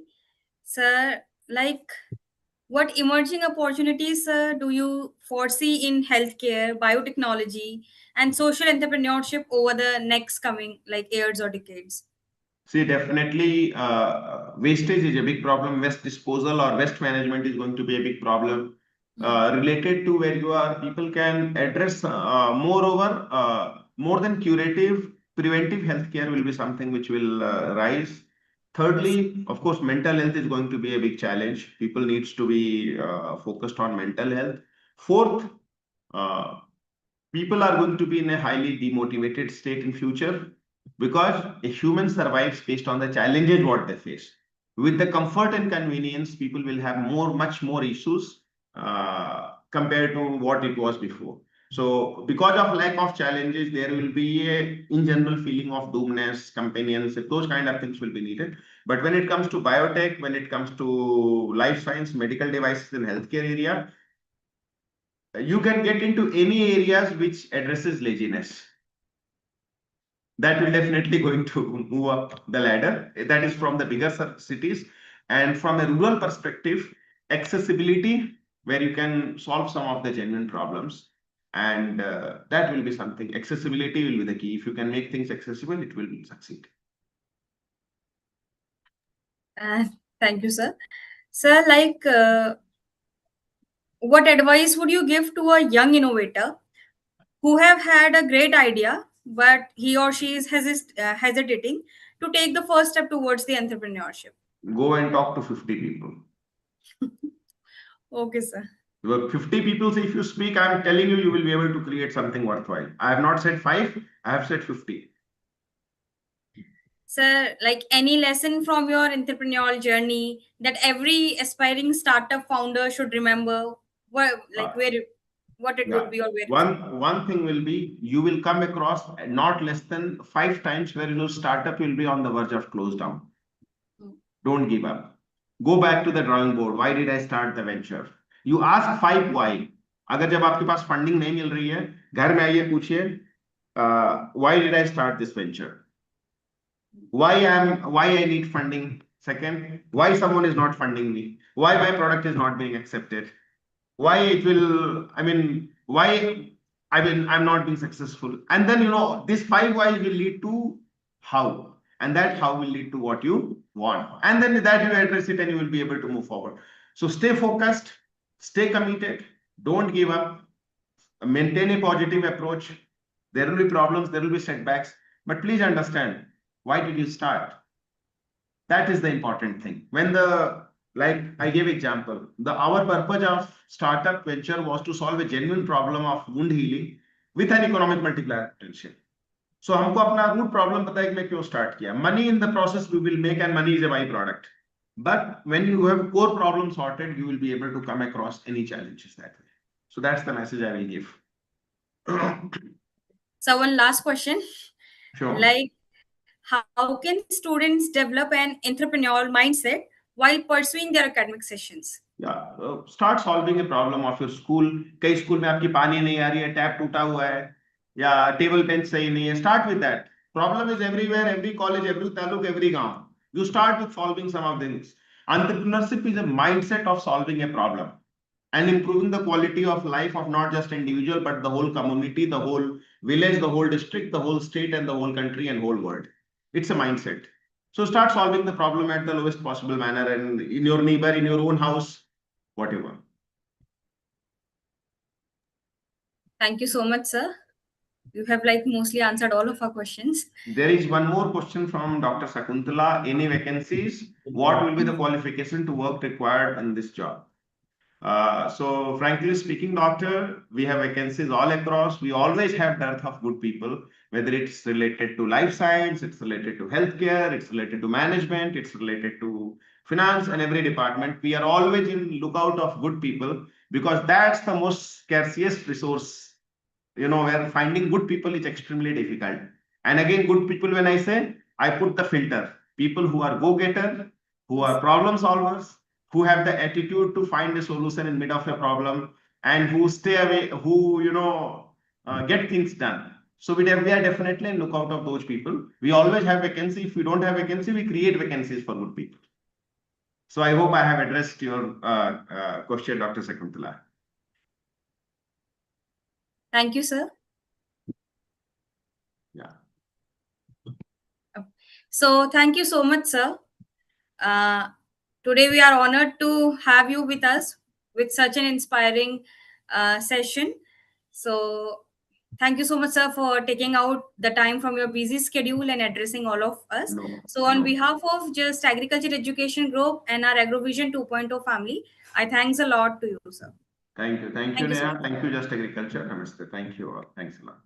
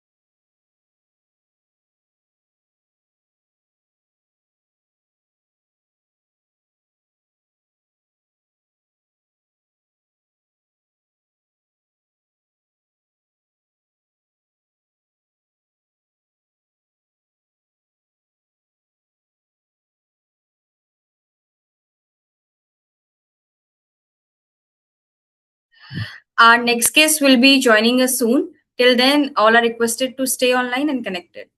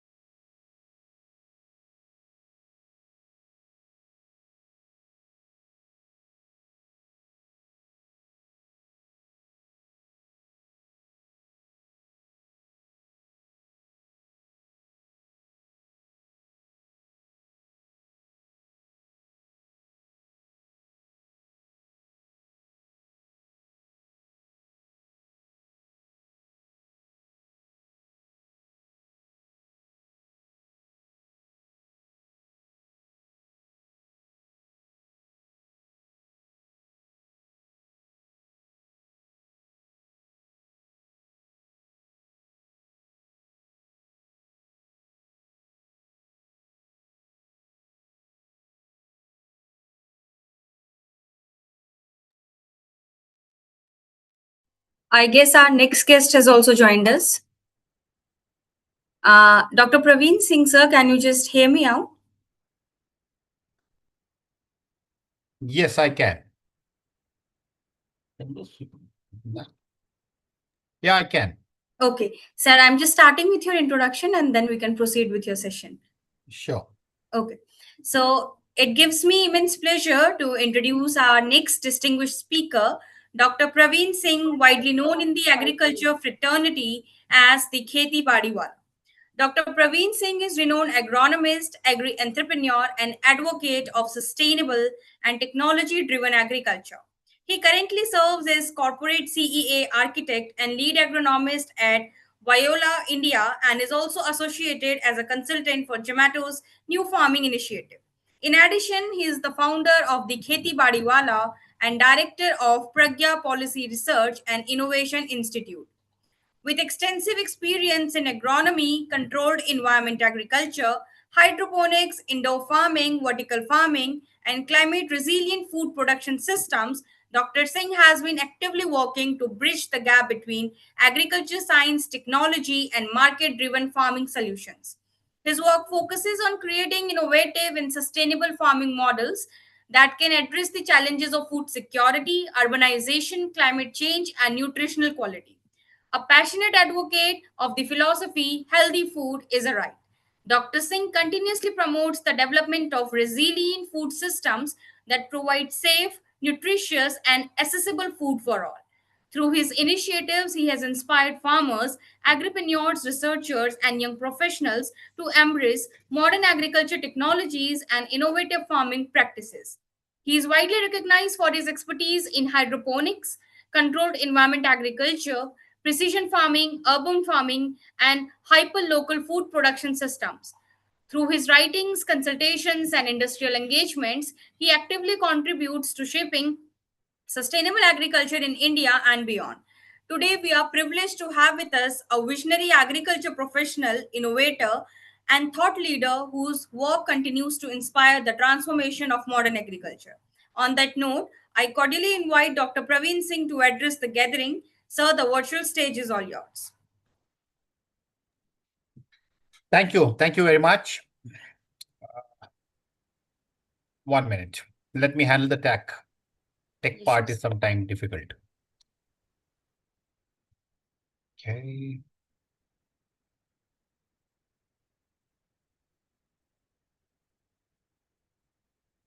Just a minute. Just a minute.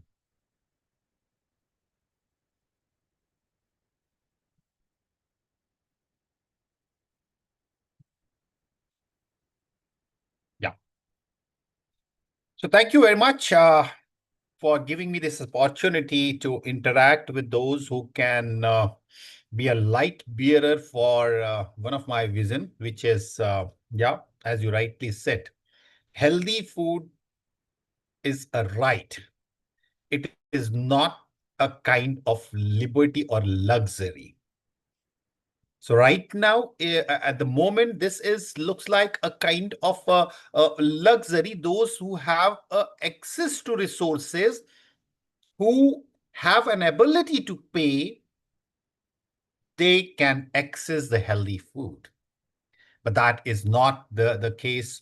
We want, as in something, a person who is working for the sector, my vision is how could we reach to every individual with a specific kind of healthy food. So today, what we are going to talk, I'll just briefly introduce myself, and I will take up maybe 5 questions maximum for on which we can start. I'm not going to have any kind of a formal presentation, but definitely I'm going to start with take you to a journey on this high-tech farming and how it is going to be the future of Indian agriculture. myself is a proud खेती बाड़ी वाला, and honestly speaking, अगर मैं खेत में हफ्ते भर तक अगर नहीं गया तो it looks like oh something is missing in my life. So somehow पौधों से जब तक मुलाकात नहीं होती है, पौधों से जब तक बात नहीं होती है, पौधों से उनके हालचाल के बारे में अच्छा सा इंटरेक्शन नहीं होता है, तो something is missing kind of a feeling हमको आती है. My background is I am from a kind of a farming family, and would not be hesitate or would not be a kind of shy sharing that I have done each and every farming operation, be it is a puddling of a paddy field, be it is drawing the bullock drawn plow, be it is a transplanting of rice. So somehow I got an opportunity to facilitate, to assist my parents, and while doing that, I have passed through with all those farming operation, which is somehow today I see like it is a foundation. It has created a foundation for me. Then started the education in agriculture field, and till the time I opted for two of the jobs, everything was with soil. And a fine day, somebody has reached out, farming without soil at that time, hydroponics. I was not aware of the literal meaning of a hydroponics. And then that is the place where I started my high-tech farming journey. And that too is from input industry to something like growing crop. It's not output industry also, because just growing and dealing with day-to-day operation of high-tech farming started almost 2 decades back. Since then, I'm trying to contribute for the development of this particular high-tech farming, where the future is going to be secured. If I'm saying future is going to be secured, why? Because somehow still it is not the 100% of the total production system. It is a hardly 4 to 5% contributor to our farming. Because if you see like the farming can means if the complete basket of a farming, it is evolving into two sets of farming techniques. The traditional farming, which is a soil-based farming. So soil-based farming is even 95 to 98% of the total farming is there. Somebody has raised a hand. Yeah, maybe moderator can unmute that. What is the... Sir, we have like enabled the chat box for all. If anyone wants to like put their queries, they can rightly put there. Okay. Yeah. So I don't know. The name is Samsung here. So maybe you can put in the chat box, and facilitator will facilitate you. Yes, sir. Sir, I've enabled the chat box. Anyone in the session who wants to ask anything, they can just drop their questions right there. That's great. Good. So somehow Indian agriculture is somehow 90% or 96 to 98% is still the traditional farming, which is growing crop with soil. Only something of around between 2% to 6% is coming under the hydroponic and specifically controlled environment agriculture. So आज जो हम लोग बात करने जा रहे हैं, so हम उस 90% की बात बहुत कम करेंगे, जिसमें कि we are getting almost 100% of our grain production. So वो टेक्नोलॉजी जो ट्रेडिशनल फार्मिंग में हो रही है, वो ग्रेन पे फोकस हो रही है, and high tech control environment agriculture अगर देखें तो ग्रीन्स पे फोकस कर रही है. एंड अगर आप you are aware about the health system and all, then people are talking about, or people are migrating from green to green. And green doesn't mean that only the leafy greens, whatever we are consuming as a fresh is a green. Okay. And though it is a very, very small share of that bigger pie of Indian farming. However, it has really started creating an impact in an urban society. So mind it, this technology is still restricted, and it is still focused on somehow the urban consumers. So during this 1 hour of a journey, I would suggest if anyone have a specific query, so moderator can just pick 4-5 questions. So I'll definitely try to frame my discussion around that. And I'll try to address those 5 questions while this an hour of interaction with you guys.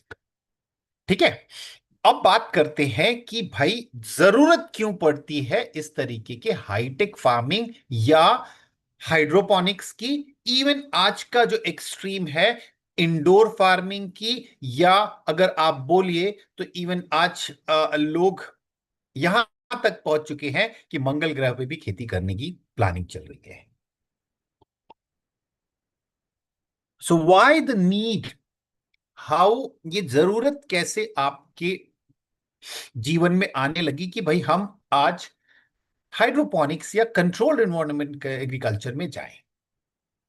सो अगर controlled environment agriculture which is a wider kind of a segment, उसमें जाते हैं तो कहीं ना कहीं अगर आप देखोगे तो जिस तरीके के क्लाइमेट चेंज हो रहे हैं, 1, सेकेंड, जिस तरीके की quality awareness among the customer or consumers who can pay a premium price.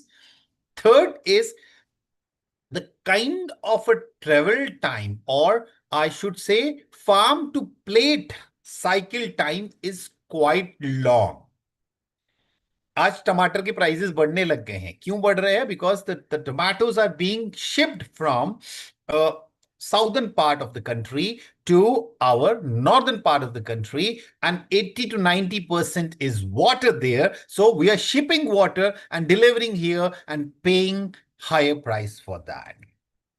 So going forward, this is a requirement. Now people are talking about कि भाई हम hyper local production कर सकते हैं क्या? क्या हम आसपास के अपनी सोसाइटी में ही प्रोडक्शन कर सकते हैं क्या? अगला सवाल आता है कि क्या हम अपनी बालकनी में पार्ट ऑफ माय रिक्वायरमेंट हम ग्रो कर सकते हैं क्या? So answer is absolutely yes, कि yes we can really do some kind of a contribution to ourselves and our own family. और अगर मैं फैमिली की बात करूं तो फैमिली में 3 generation, maximum 3 generation are living together, or all the 3 generations are really getting benefit out of this hyper local tech, means the technology which is having an kind of a enabler where as a consumer you can produce your crop, targeted crop, very close to you. So जो वो आज 72 से even क्या कहते हैं 4 से 5 दिन का ट्रेवल टाइम होता है after harvest to delivery, that will be reduce. Okay, I am going to my balcony and I will have my green salad, and I'll have my anything green which can be grown in our balcony.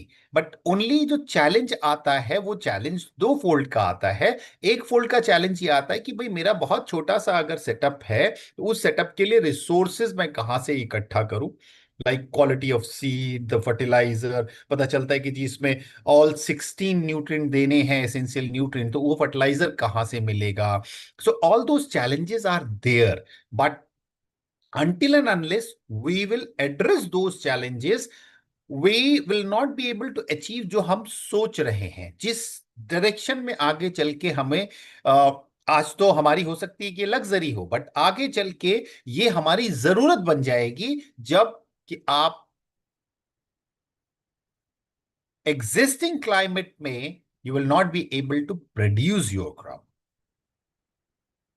So we started from the traditional farming to a kind of a high-tech farming. And then the third step was that, okay, this technology is an enabler for hyper local production. And then second step is, let's try to understand what is this hydroponic technique, because I have been working on hydroponic technique, indoor farming, controlled environment agriculture, different types of high-tech farming. So let's start trying to understand that ये hydroponic होता क्या है. So बहुत सीधे से शब्दों में अगर हाइड्रोपोनिक्स की जो डेफिनेशन अभी ज्यादातर लोगों को पता है, ज्यादातर प्लेटफॉर्म्स पे बात होती है, या बहुत सिंपल भाषा में कहा जाए कि ऐसी कोई भी फार्मिंग जो बिना मिट्टी की होती है, that is called as a hydroponics. अब सवाल यह आता है कि साहब हाइड्रोपोनिक बिना मिट्टी की खेती तो है, बट क्या हम इसको थोड़ा और आगे समझ सकते हैं? तो आंसर इज यस. अब इसमें बिना मिट्टी की खेती का जो बात डेफिनेशन या जो अंडरस्टैंडिंग है, उसको थोड़ा और आगे लेके चलते हैं, क्योंकि जो बेसिक्स है अगर आप उसको समझ पाएंगे तो then you can work on your own घर के सिस्टम में, या आपका कॉमर्शियल वेंचर में, wherever you will be there you can do that. So अब अगर एक पौधे को देखते हैं तो पौधे के को एक तो होता है उसका सप्लाई सोर्स, दूसरा होता है उसका प्रोडक्शन फैक्ट्री. सो उसको अगर दो पार्ट में अगर अलग करें तो जड़ जो है वो सप्लाई सोर्स होती है, और जो पत्तियां होती हैं वो प्रोडक्शन यूनिट होती हैं. ठीक है. और हाइड्रोपोनिक टेक्निक जो होती है वो केवल जड़ से रिलेटेड है. हाइड्रोपोनिक का कोई योगदान डायरेक्ट आपके प्रोडक्शन फैक्ट्री पे डायरेक्ट नहीं है, बट जड़ से उसका नाता होता है. This technology is restricted to your root of the plants और supply source of the plant. So indirectly अगर हम कहें तो जब सप्लाई सोर्स हमारे पौधे का स्ट्रांग होगा तो पौधे के बाकी फंक्शंस भी अच्छे होंगे, एंड बेटर ग्रोथ होगी, बेटर प्रोडक्टिविटी होगी, बेटर क्वालिटी होगी. ठीक है. सो अल्टीमेटली अगर मैं बात करूं तो ये टेक्नोलॉजी केवल सप्लाई सोर्स या जड़ से रिलेटेड है. अब जड़ से रिलेटेड है तो ये टेक्नोलॉजी हाइड्रोपोनिक्स ये जड़ के आसपास करती क्या है, कैसे ये इतना एफिशिएंट पौधा अपने आप बढ़ने लग जाता है, क्या वो चीजें हैं जिसकी वजह से नॉर्मल कंडीशन वर्सेस हाइड्रोपोनिक्स में मेरे पौधे की ग्रोथ अच्छी होती है, क्वालिटी अच्छी होती है, and even the qualitative production होता है. सो ये टेक्निक कोई रॉकेट साइंस नहीं है. बहुत सिंपल वे में बोले तो जड़ के आसपास जो माइक्रो क्लाइमेट होता है उस माइक्रो क्लाइमेट को आइडियल बनाने में इस टेक्नोलॉजी का योगदान होता है. और जो grower, I am again saying, hydroponics में जो भी खेती कर रहा है वो अगर इन सब पैरामीटर को कंट्रोल करके आइडियल कंडीशन क्रिएट करता है जड़ के आसपास, सो उसकी प्रोडक्टिविटी जो बहुत प्लेटफॉर्म पे आप लोग सुनते होंगे कि हाइड्रोपोनिक 10 गुना 20 गुना 100 गुना ज्यादा रिटर्न देता है. यस ऑफ कोर्स, बट वो माइक्रो क्लाइमेट को एडजस्ट करने का या आइडियल इन्वायरमेंट प्रोवाइड करने का स्किल एज अ ग्रोवर आपको एक्वायर करना पड़ेगा. अब वो चलो एक एक पैरामीटर पे चलते हैं कि what are those parameters which need to be controlled to really achieve the delivery of that technology which everybody is passionate about. Hydroponics है तो भाई बहुत अच्छा प्रोड्यूस होगा, बहुत बड़ी चीज मतलब आपके ग्रोथ होगी, and it is going to be safe, अच्छा होगा. तो बट उसके लिए जड़ के आसपास क्या क्या जरूरत पड़ती है? Ideal temperature, ideal moisture, ideal content of dissolved oxygen content in water. So DO level in circulating water and optimal nutrition. सो ये मेजर 4 फैक्टर हैं। अगर इन 4 फैक्टर को पौधे की जरूरत के हिसाब से आपने आइडियल क्रिएट कर दिया तो देन डेफिनेटली जो चीजें आपने आज तक सुनी होगी हाइड्रोपोनिक टेक्निक के बारे में वो आप अचीव कर पाओगे।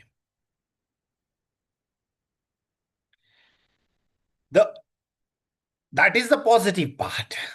But if as a grower you are not able to achieve or इनमें कहीं पे भी डिस्टर्बेंस हुआ या डिसबैलेंस हुआ,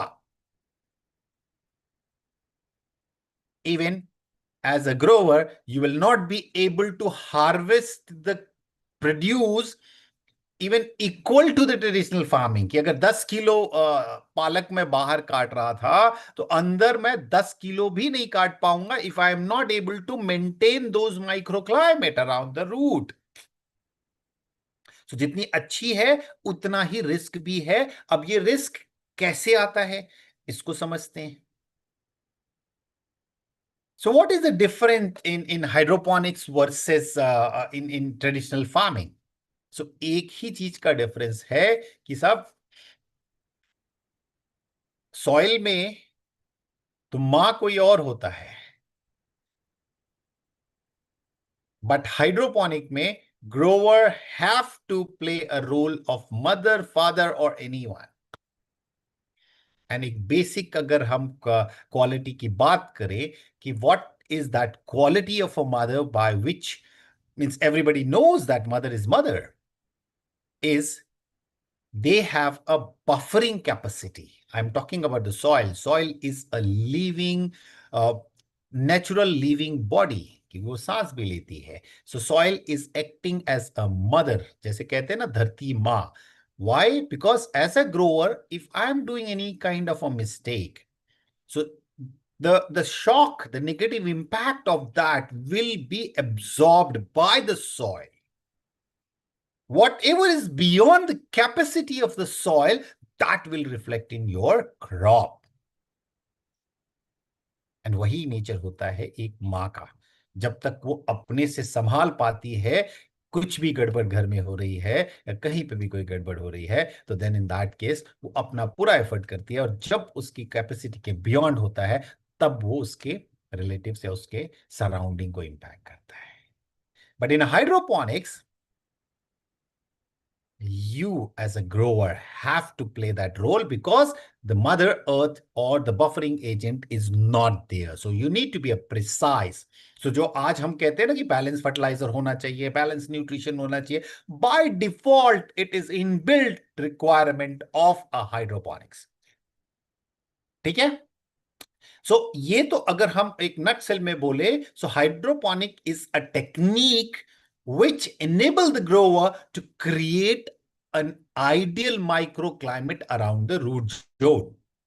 So, अगर फिर से थोड़ी सी बात करें तो कुछ नहीं है, जड़ से रिलेटेड टेक्नोलॉजी है और एज अ ग्रोवर आपको वो आइडियल माइक्रो क्लाइमेट क्रिएट करना है। सप्लाई सोर्स होती है प्लांट की जड़ और उसकी वजह से आपका जो प्रोडक्शन होगा, जो क्वालिटी होगी, जो प्रोडक्टिविटी होगी, that all and even health of a plant will also be much better. And healthy plant में आपको इंसेक्ट अटैक भी कम होता है। And if you want to get a feel of that, pay a visit to any kind of a conducive environment and you will see कि पौधे पे कीड़ा लगा भी हुआ है बट पौधा खुश है और वो अपना फल देता जा रहा है। So this is what is hydroponics. ठीक है? Let's try to understand different types of hydroponics. क्योंकि हाइड्रोपोनिक्स में बहुत बहुत लोगों को वो भी कंफ्यूजन है कि भाई कौन सा हाइड्रोपोनिक्स है, कौन सा हाइड्रोपोनिक्स नहीं है।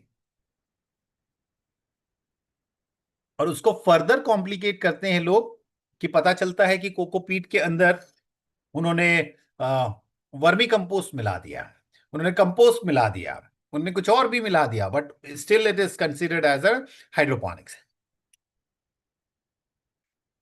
But that is not the case. So let's try to understand different types of hydroponics And as a grower, what are those parameters on which you are going to identify the best suited type of hydroponic for your own project? ठीक है? So hydroponic को अगर हम देखें तो different तरीके से आप क्लासिफाई कर सकते हैं। एक होता है कि भाई अगर हम ग्रोइंग मेथड के हिसाब से चलें तो उसमें क्या होता है कि आपकी दो कैटेगरी बन जाती है। एक ऐसी कैटेगरी होती है जिसमें कि केवल पानी होता है, न्यूट्रिएंट सॉल्यूशन होता है, ठीक है, कि आपके पौधे के आसपास अगर केवल न्यूट्रिएंट सॉल्यूशन सर्कुलेट कर रहा है, so that is called as a hydroponics. और उसमें भी दो वेरिएंट होता है। एक वेरिएंट होता है जिसको कि हम कहते हैं, जिसमें बहुत एक thin layer of nutrient solution always root के थ्रू बहता रहता है, that is known as a nutrient film technique, जिसमें कि पानी का जो न्यूट्रिएंट सॉल्यूशन है उसकी डेप्थ जो होती है may be maximum it is going to be 3 to 4 mm। और अगर आपके उसमें कहीं पानी उससे ज्यादा लग रहा है तो you need to take care that the whole system is not design in a right way. वो पानी हमेशा मूव करते रहना चाहिए, ठीक है। द सेकेंड, जिसमें कि केवल न्यूट्रिएंट सॉल्यूशन होता है, the second method of hydroponic is, और type of hydroponic is where the volume of water is higher, much higher. So means उसमें root suspended होती है, and that too the water is always circulating, which is known as a deep water culture. So ऐसा नहीं है कि उसमें पानी ज्यादा होता है तो वो सर्कुलेट नहीं होता है, पानी ऑलवेज मूव करते ही रहना है। So these are the two types. उसके अलावा बहुत सारे ebb and flow method है, there are many other types of hydroponic, but majorly NFT and DWC is only nutrient solution के साथ होता है। दूसरा जो होता है जिसमें कि हम कोई सबस्ट्रेट यूज करते हैं, जिसको कि हम सॉइललेस हाइड्रोपोनिक्स कहते हैं, ठीक है। तो सॉइललेस फार्मिंग जो होती है उसमें अगर आप देखिए, मतलब those who have got exposure to hydroponics, so cocopeat is one of the best and ideal kind of a growing media, ठीक है। सो majorly if you classify or based on the method of a growing, there are three types of a growing types of hydroponic: DWC, NFT and soilless hydroponics. अब सवाल ये आता है कि साहब आपने ये तीन तो बता दी, अब इन तीन में से मैं कैसे डिसाइड करूं कि कौन सी टेक्नोलॉजी मेरे लिए काम करेगी या मेरे प्रोजेक्ट में आइडियल होगी। उसका तरीका ये होता है कि साहब देखिए, आपकी जो क्रॉप है that is going to tell me कि भाई कौन सा ग्रोइंग सिस्टम मुझे पहले आइडेंटिफाई करना पड़ेगा। जैसे अगर मैं बात करूं कि अगर ये हो रहा है कि मेरे पास एक लॉन्ग ड्यूरेशन क्रॉप है और एक शॉर्ट ड्यूरेशन क्रॉप है, सो एग्जांपल लेते हैं।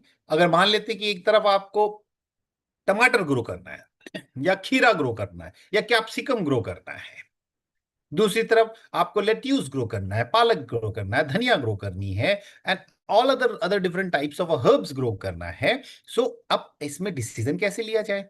व्हाट इज द पैरामीटर जिसकी वजह से हम ये डिसीजन आसानी से ये डिसीजन ले सकते हैं?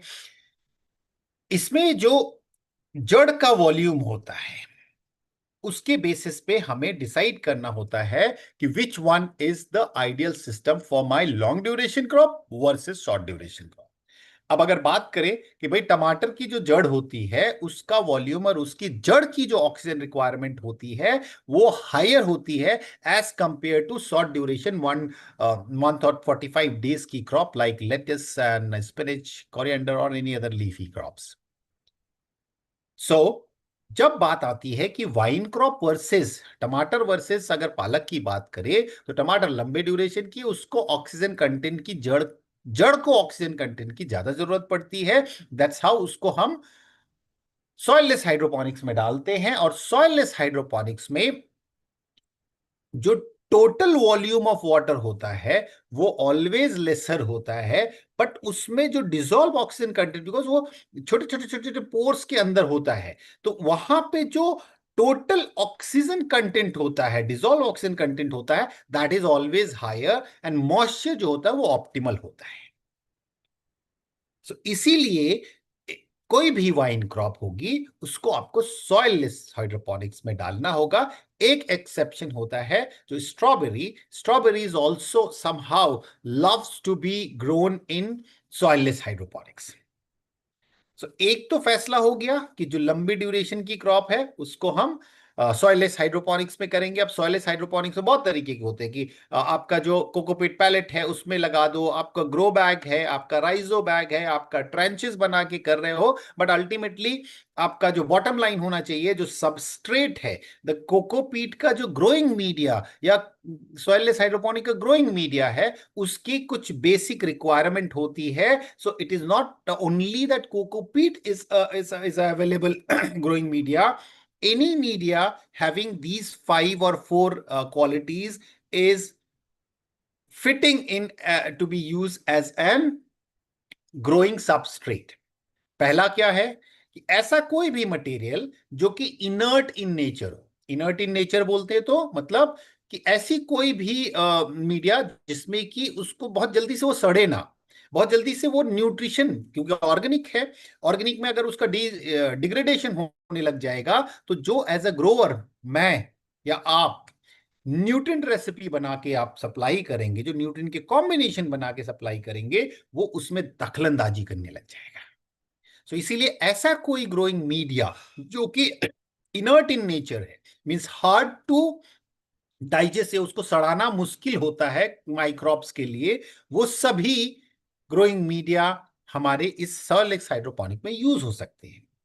जैसे कोकोपीट है, कोकोपीट में लिग्निन होता है, तो वो बहुत आसानी से जल्दी से सड़ता नहीं है, तो सड़ के फिर न्यूट्रिशन में कौन दखलंदाजी नहीं करता है।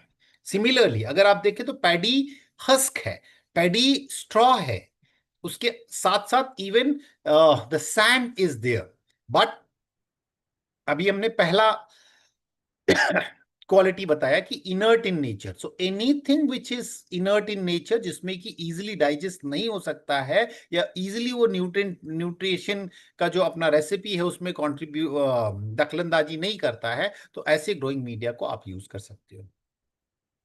दूसरा क्वालिटी ये होना चाहिए कि आपका जो ग्रोइंग मीडिया या सबस्ट्रेट यूज करोगे उसमें मॉइस्चर होल्डिंग कैपेसिटी होनी चाहिए। तो जैसे कोकोपीट है, कोकोपीट एक्सपैंड होके it's a 10 to 20 times volume में कन्वर्ट हो जाता है, ठीक है। So that's how moisture holding capacity होनी बहुत जरूरी है। Third quality is there must not be any kind of a infection, या उसमें कोई इस तरीके का मिट्टी या कंपोस्ट या इस तरीके की कोई चीज नहीं मिली होनी चाहिए, ठीक है। सो with these 3 major parameters you can decide in and around, because cocopeat आप साउथ इंडिया से खरीद के लाओगे तो it is going to be the costly affair, और अगर घर के लिए करना है so why to mean something, look for a costlier option. So घर में भी जो even perlite is one of the something like material which is all nowadays. So घर के आसपास अगर ये 3-4 पैरामीटर को फुलफिल करने वाला कोई भी मटेरियल है उसमें आप सॉइललेस हाइड्रोपोनिक्स कर सकते हैं, ठीक है। सो एक चीज बात हुई थी हमारी कि भाई हमें जब भी कोई लॉन्ग ड्यूरेशन क्रॉप है, वाइन क्रॉप है, लाइक खीरा हो गया, टमाटर हो गया, कैप्सिकम हो गया, मिर्च हो गया, ये सब आपके सॉइललेस हाइड्रोपोनिक्स में जाएंगे। अब कोई भी शॉर्ट ड्यूरेशन क्रॉप है तो वो किस में जाएगी, आपकी जाएगी आइदर एनएफटी में और डीप वाटर कल्चर में, ठीक है।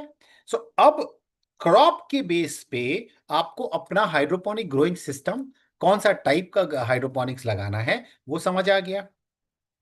अब चलो आगे बात करते हैं कि एनएफटी और डीडब्ल्यूसी में कैसे आप डिसाइड करोगे, ठीक है। सो गोइंग बैक, क्या हमने बात की थी कि भाई हमारा जो भी माइक्रो क्लाइमेट होता है इन एंड अराउंड रूट, उसको ideal banana is a growers effort. जो आपका ग्रोअर है उसको ये अचीव करना is one of the thing जो कि उसको करना है। सो अब हमारे पास डीडब्ल्यूसी, डीप वाटर कल्चर, जिसमें वॉल्यूम ऑफ वाटर ज्यादा है, एंड देन एनएफटी जिसमें कि बहुत थिन लेयर चल रही है. So if you want to maintain a kind of a root zone temperature fluctuation, so आपका वॉल्यूम ऑफ वाटर ज्यादा होगा तो उसको टाइम ज्यादा लगेगा वो टेम्परेचर को बढ़ने और घटने में. और अगर एनएफटी की बात करें, न्यूटन फिल्म टेक्निक, जिसमें कि वॉल्यूम बहुत कम है, तो वो बहुत ही जल्दी इन्वायरमेंट के टेम्परेचर से इंपैक्ट हो जाएगा. सो आई थिंक आपको इशारा समझ आ गया होगा कि ऐसे एरिया में, ऐसे माइक्रो क्लाइमेट में जहां पे एक्सट्रीम वेदर कंडीशन, बहुत हाई टेम्परेचर भी जाता है, बहुत लो टेम्परेचर भी जाता है, ऐसी वेरिएबिलिटी में आपका recommended growing system is deep water culture. Why so? Because उसमें वॉल्यूम ज्यादा है, उसका लेटेंट हीट ज्यादा है, उसको इन्वायरमेंट टेम्परेचर जो होगा उससे फ्लैक्चुएशन या उससे इंपैक्ट होने में लंबा समय लगेगा. एनएफटी जो होगा वो ऐसी जगह पे होगा जहां पे कि आपका टेम्परेचर ऑलमोस्ट सेम रहता है अराउंड द ईयर. ठीक है, क्योंकि उसमें टेम्परेचर बदलेगा ही नहीं, तो जब बदलेगा नहीं तो उसका इंपैक्ट आपकी क्रॉप पे पड़ेगा नहीं. So now 3 things is clear. One, कोई भी वाइन क्रॉप बड़े लंबे समय वाली, रूट जिसमें क्या कहते हैं ज्यादा होती है, उसके लिए जब हम बात करते हैं, so we always talk about कि हमें सॉइललेस हाइड्रोपोनिक पे जाना है. और जैसे ही हम बात करते हैं शॉर्ट ड्यूरेशन लीफी क्रॉप की, तब हमें एनएफटी या डीडब्ल्यूसी में जाना होता है. But DWC, deep water culture, because volume ज्यादा होता है, तो ऐसे एरियाज में जहां टेम्परेचर का फ्लक्चुएशन की एक्सट्रीम्स होती हैं वहां पे आइडियल होता है, और जहां पे एक जैसा टेम्परेचर पाया जाता है वहां पे एनएफटी रिकमेंडेड है. ठीक है, अब एक पेज और फंसता है यहां पे कि साहब आप कह तो जरूर रहे हो, बट दिल्ली में डीप वाटर कल्चर कहीं पे भी, मतलब 2-4 जगह पे लगे हैं, बाकी जगह एनएफटी ही चलता है. सो एक चैलेंज फर्दर आता है, जैसे आप डीप वाटर कल्चर में जाते हैं, उसमें डायरेक्ट सनलाइट जब आपकी उस ग्रोइंग सिस्टम में पड़ती है, it create a lot of algae, because algae और सनलाइट का बहुत पुराना साथ है. जैसे ये दोनों एक साथ आ जाते हैं, मॉइस्चर और सनलाइट, फिर एल्गी वहां तो बड़े बढ़िया से फ्लोरिश होती है.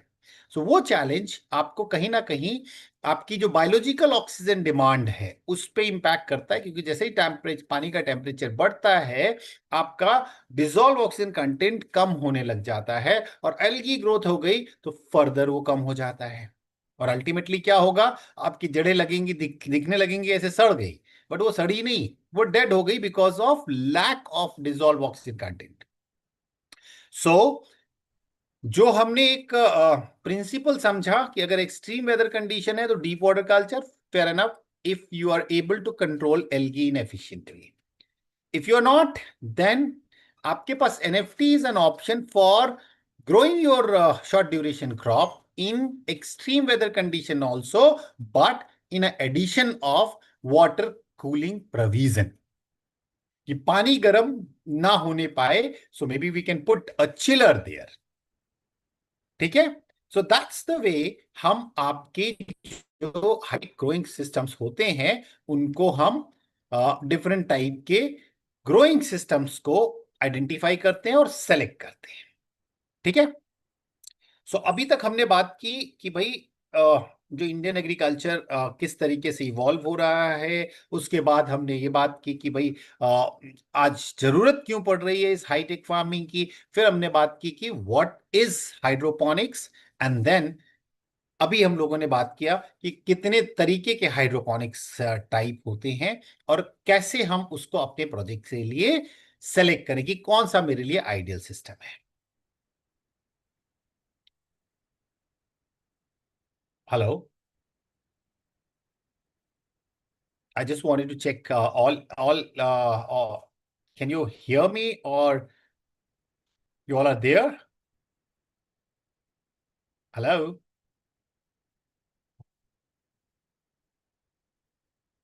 Any of you can just say that yes or maybe thumb? Okay, got it. So चलो अब आगे चलते हैं. ठीक है, जैसा हमने देखा कि भाई अब डिफरेंट टाइप्स ऑफ हाइड्रोपोनिक्स तक हम पहुंच गए। अब अगला सवाल ये आता है कि साहब हाइड्रोपोनिक्स का जो बात है उसमें बहुत सारे लोगों ने मिथ बना रखे हैं। जैसे एक बहुत बड़ा सा मिथ है कि हाइड्रोपोनिक्स केवल ग्रीन हाउस के अंदर या कंट्रोल्ड एनवायरनमेंट में ही हो सकती है। ठीक है, अगर आप देखोगे आज जितने भी प्रोजेक्ट्स हैं वो प्रोजेक्ट इस तरीके के कंडीशन में हैं because people are investing good amount of money, so they want to keep or they want to just target the off season production। क्योंकि ऑफ सीजन का अगर कोई चीज प्रोड्यूस करेंगे तो आपको बाजार में भाव अच्छा मिलेगा और आपकी इज्जत भी अच्छी होगी, क्योंकि लोग ऑफ सीजन में आपसे खरीदने आएंगे तो they will be happy that getting quality produce. So इस वजह से इन दोनों का, हाइड्रोपोनिक टेक्निक, हाइड्रोपोनिक का और ग्रीन हाउस का चोली दामन का साथ होता है। But yes, it is not mandatory. So it is only a myth that hydroponics केवल ग्रीन हाउस या इंडोर या कंट्रोल एनवायरनमेंट में ही किया जा सकता है। ये एक केवल भ्रांति है। It's only a myth। अगर आपको सीजनल क्रॉप करनी है, जैसे मैंने शुरुआत में ही कहा था कि अगर हाइपर लोकल प्रोडक्शन या अपनी सेल्फ की जरूरत के लिए छोटा सा एक इनिशिएटिव लेते हैं तो वहां पे आपको कंट्रोल एनवायरनमेंट की जरूरत नहीं पड़ेगी। बट आपको केवल सीजनल क्रॉप ही, जो ठंड की सीजन की क्रॉप ठंड में करनी है, गर्मी की सीजन वाली गर्मी में करनी है। ठीक है, सो ऐसा कहना कि हाइड्रोपोनिक केवल कंट्रोल या इंडोर कंडीशन में ही हो सकता है, इट्स अ मिथ। दूसरा ये कहते हैं कि सब देखो हाइड्रोपोनिक्स जो होती है आज, कहते जरूर हैं कि हाँ जी 10 गुना प्रोडक्शन देता है, 20 गुना प्रोडक्शन देता है, 30 गुना प्रोडक्शन देता है। बट वहां पे एक चीज कंडीशन जो हमने बताई कि भाई आपका जो प्रिसीजन लेवल है, as a grower you have to play a role of a mother also. If you are efficiently playing that role then only you can achieve. Otherwise ये नहीं होता है कि हाँ जी हमने जैसे बात की कि हाँ जी ये 10 गुना पैदा हो जाता है और उसी की सोच के देख के हमने इन्वेस्टमेंट कर दिया, नहीं। बट आज जो चैलेंज है वो चैलेंज इंडिया के 90% और I would say 95% of hydroponic project इसी वजह से स्ट्रगल करते हैं कि जो एक तरीके से सक्सेस एनेबलर है हाइड्रोपोनिक्स में, वहां पे कॉम्प्रोमाइज होता है।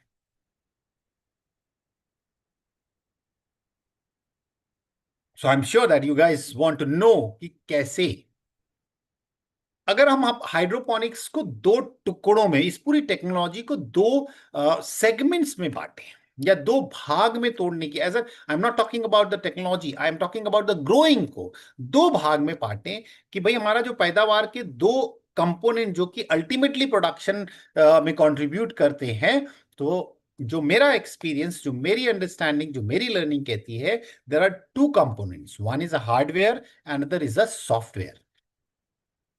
इट्स नॉट अ कंप्यूटर वाला कि जिस कंप्यूटर में भाई screen and all, hardware is hardware and जो सॉफ्टवेयर उसके अंदर चल रहा है उसको एनेबल कर रहा है वो सॉफ्टवेयर है। सो उसी तरीके से जब हम बात करते हैं हाइड्रोपोनिक्स में, तो all those components which is contributing for creating the infrastructure is hardware. उदाहरण के लिए ग्रीन हाउस हो गया, ग्रोइंग सिस्टम हो गया, उसके साथ साथ ऑटोमेशन हो गया, उसके साथ फिर आपका फॉगिंग सिस्टम हो गया, ड्रिप लाइन हो गई। So all those things which are contributing for creating the infrastructure comes under hardware. The second component is the software. Software क्या है? कौन सी क्रॉप करनी है, कब करनी है, कौन सी वैरायटी लगानी है, डायरेक्ट सीडिंग करनी है, नर्सरी बनानी है, क्या टेम्परेचर मेंटेन करना है, क्या ह्यूमिडिटी मेंटेन करनी है, क्या न्यूट्रिएंट कॉम्बिनेशन होना चाहिए, what are those insect space which attack this kind of a crop. So all these, the growing method, the growing protocol is comes under software. ठीक है, अब अगला सवाल आता है कि साहब ये दोनों जो हैं कैसे कंट्रीब्यूट करते हैं सक्सेस ऑफ हाइड्रोपोनिक्स में, या कितने, मेरा अपना सेल्फ असेसमेंट है कि success of any hydroponic projects comes majorly from the software, how to grow your crop. 80% success depend on how to grow your crop. The crop production protocol, the person who is handling the guy who is implementing, running the show is contributor, somehow significantly contributor, around 80% comes from there. And 20% comes from the right infrastructure. अगर infrastructure में थोड़ा थोड़ा 19-20 भी हो गया है, अगर आपका सॉफ्टवेयर अलाइंड है, कि means how to grow your crop, and the person on the ground is capable of calibrating the whole thing, then the success of hydroponic project is assured. And that is the reason हमारे अभी Indian condition में most of the projects are struggling, because the focus is on that 20% high tech, the infrastructure. And जैसी बात आती कि let's do identify a person who can grow, who can run the show, वहां पे थोड़ा सा कहीं ना कहीं कॉम्प्रोमाइज हो जाता है, एंड पूरा प्रोजेक्ट में फिर स्ट्रगलिंग होती है. ठीक है, so that is the reason, major cause for struggling these kind of projects in India. And next level पे जाने का थोड़ा सा कहीं ना कहीं लोगों ने पायलट प्रोजेक्ट लगाए हैं, बट वो फिर पायलट जब स्ट्रगल करता है तो they are not even able to think for going for a commercial. But it is not the failure of a technology, it's a failure of the way the whole initiative और technology is being handled in India. ठीक है, सो अभी पहला हम यहां तक आ गए कि भाई क्या कॉन्ट्रीब्यूटर्स हैं. अब एक बड़ा कॉमन सवाल होता है कि साहब कुछ तो एक रफ आइडिया दे दो कि मेरा कितना पैसा लगेगा और कैसे हम इसको शुरू करें. सो कैसे वाले पार्ट पे तो हम बात करेंगे, बट कितना पैसा पर स्क्वायर मीटर लगता है, it will be a really vague to give you a ballpark number. क्यों? क्योंकि जब तक कुछ बेसिक पैरामीटर लाइक कौन सी क्रॉप करनी है, जैसा हमने आपको बताया कि क्रॉप के बेसिस पे आपका ग्रोइंग सिस्टम डिसाइड होगा. दूसरा होता है कि क्या हम ऑफ सीजन में करेंगे कि क्या हम सीजन को थोड़ा एक्सटेंड करेंगे, उसके बेसिस पे क्लाइमेट कंट्रोल की कंडीशंस आती हैं. अब अगर हम देखें कि भाई हम एक्सटेंड करने वर्सेस 100% ऑफ सीजन में, significant difference between your A proposition की कॉस्ट और बी प्रोपोजिशन की कॉस्ट में. So it is really difficult to give you a ballpark number कि भाई अगर मैं हाइड्रोपोनिक्स जा रहा हूं और मुझे पर मीटर स्क्वायर एरिया या 1 एकड़ में कितना खर्चा होगा. वो डिपेंड करेगा कि कौन सी क्रॉप कर रहे हैं, आप किस मार्केट को फुलफिल करने की बात कर रहे हैं, और किस ड्यूरेशन में ऑफ सीजन करना चाह रहे हैं, या सीजनल क्रॉप करना चाह रहे हैं, या सीजन का थोड़ा एक्सटेंशन करना चाह रहे हैं. ठीक है, जब तक ये कुछ बेसिक इंफॉर्मेशन नहीं होगी, कॉस्ट का देना इज रियली डिफिकल्ट. ठीक है, अब सेकंड क्वेश्चन आता है कि साहब हम इसको कैसे शुरू करें. So steps of venturing in any hydroponics technique, और इवन हाइड्रोपोनिक हो गया, एरियोपोनिक हो गया, इवन इंडोर हो गया, all this things are something like indoor में अगर आप देखो तो हाइड्रोपोनिक ग्रोइंग सिस्टम ही यूज होता है, because of something like the kind of a system designing is, वहां पे इंडोर फार्मिंग में आपका हाइड्रोपोनिक सिस्टम ही लगता है. ठीक है, सो अगर मैं देखूं, जो कि आज का सवाल होता है कि मैं I want to just venture in hydroponic और ग्रोइंग की जो टेक्निक है, या फसल उगाने का कमर्शियल फार्मिंग में जाना चाहते हैं, अब क्या स्टेप फॉलो करना चाहिए, वो अगला बात होता है. तो सबसे पहला स्टेप जब शुरुआत करिए तो आपको दो चीजों का एक फैसला लेना पड़ेगा कि क्या ये मेरे सेल्फ कंजम्पशन के लिए है या मेरी हॉबी हाइड्रोपोनिक्स के लिए, हॉबी फार्मिंग के लिए है. अगर पहला केस है, और दूसरा केस होता है कि if you want to venture for a commercial kind of initiative, then उसका थोड़ा डिफरेंट पाथ होगा. अगर आप हॉबी हाइड्रोपोनिक्स और सेल्फ के लिए करना चाह रहे हैं, the best way is learn the basics कि भाई चलो मुझे टमाटर उगाना ना, मेरे को एक ग्रो बैग चाहिए होगा, एक ऐसा ग्रो ड्रिप इरिगेशन चाहिए होगा जिससे मैं पानी वहां दे सकूं। और भाई ग्रो बैग के साथ साथ जैसा अभी हम लोगों ने डिस्कस किया कि जी ग्रोइंग मीडिया चाहिए होगा। तो grow bag is not something like कि आप जाओ बाजार से ही ग्रो बैग खरीद के लाओ। अरे आपकी फटी पुरानी जीन्स है, दो जीन्स को बांधो, सिलो और उसको बना दो ग्रो बैग। ठीक है। और कोकोपीट की जैसे अब कहीं पे ऐसा है कि हाँ जी हमारे पास राइस हस्क है, आप उसको फिल करके plant your crop. So and similarly if you are looking for कि भाई हम एनएफटी करना चाह रहे हैं, मेरा हॉबी है, मैं घर के लिए करना चाह रहा हूँ, go and just by be a something like kind of a plumber for few hours.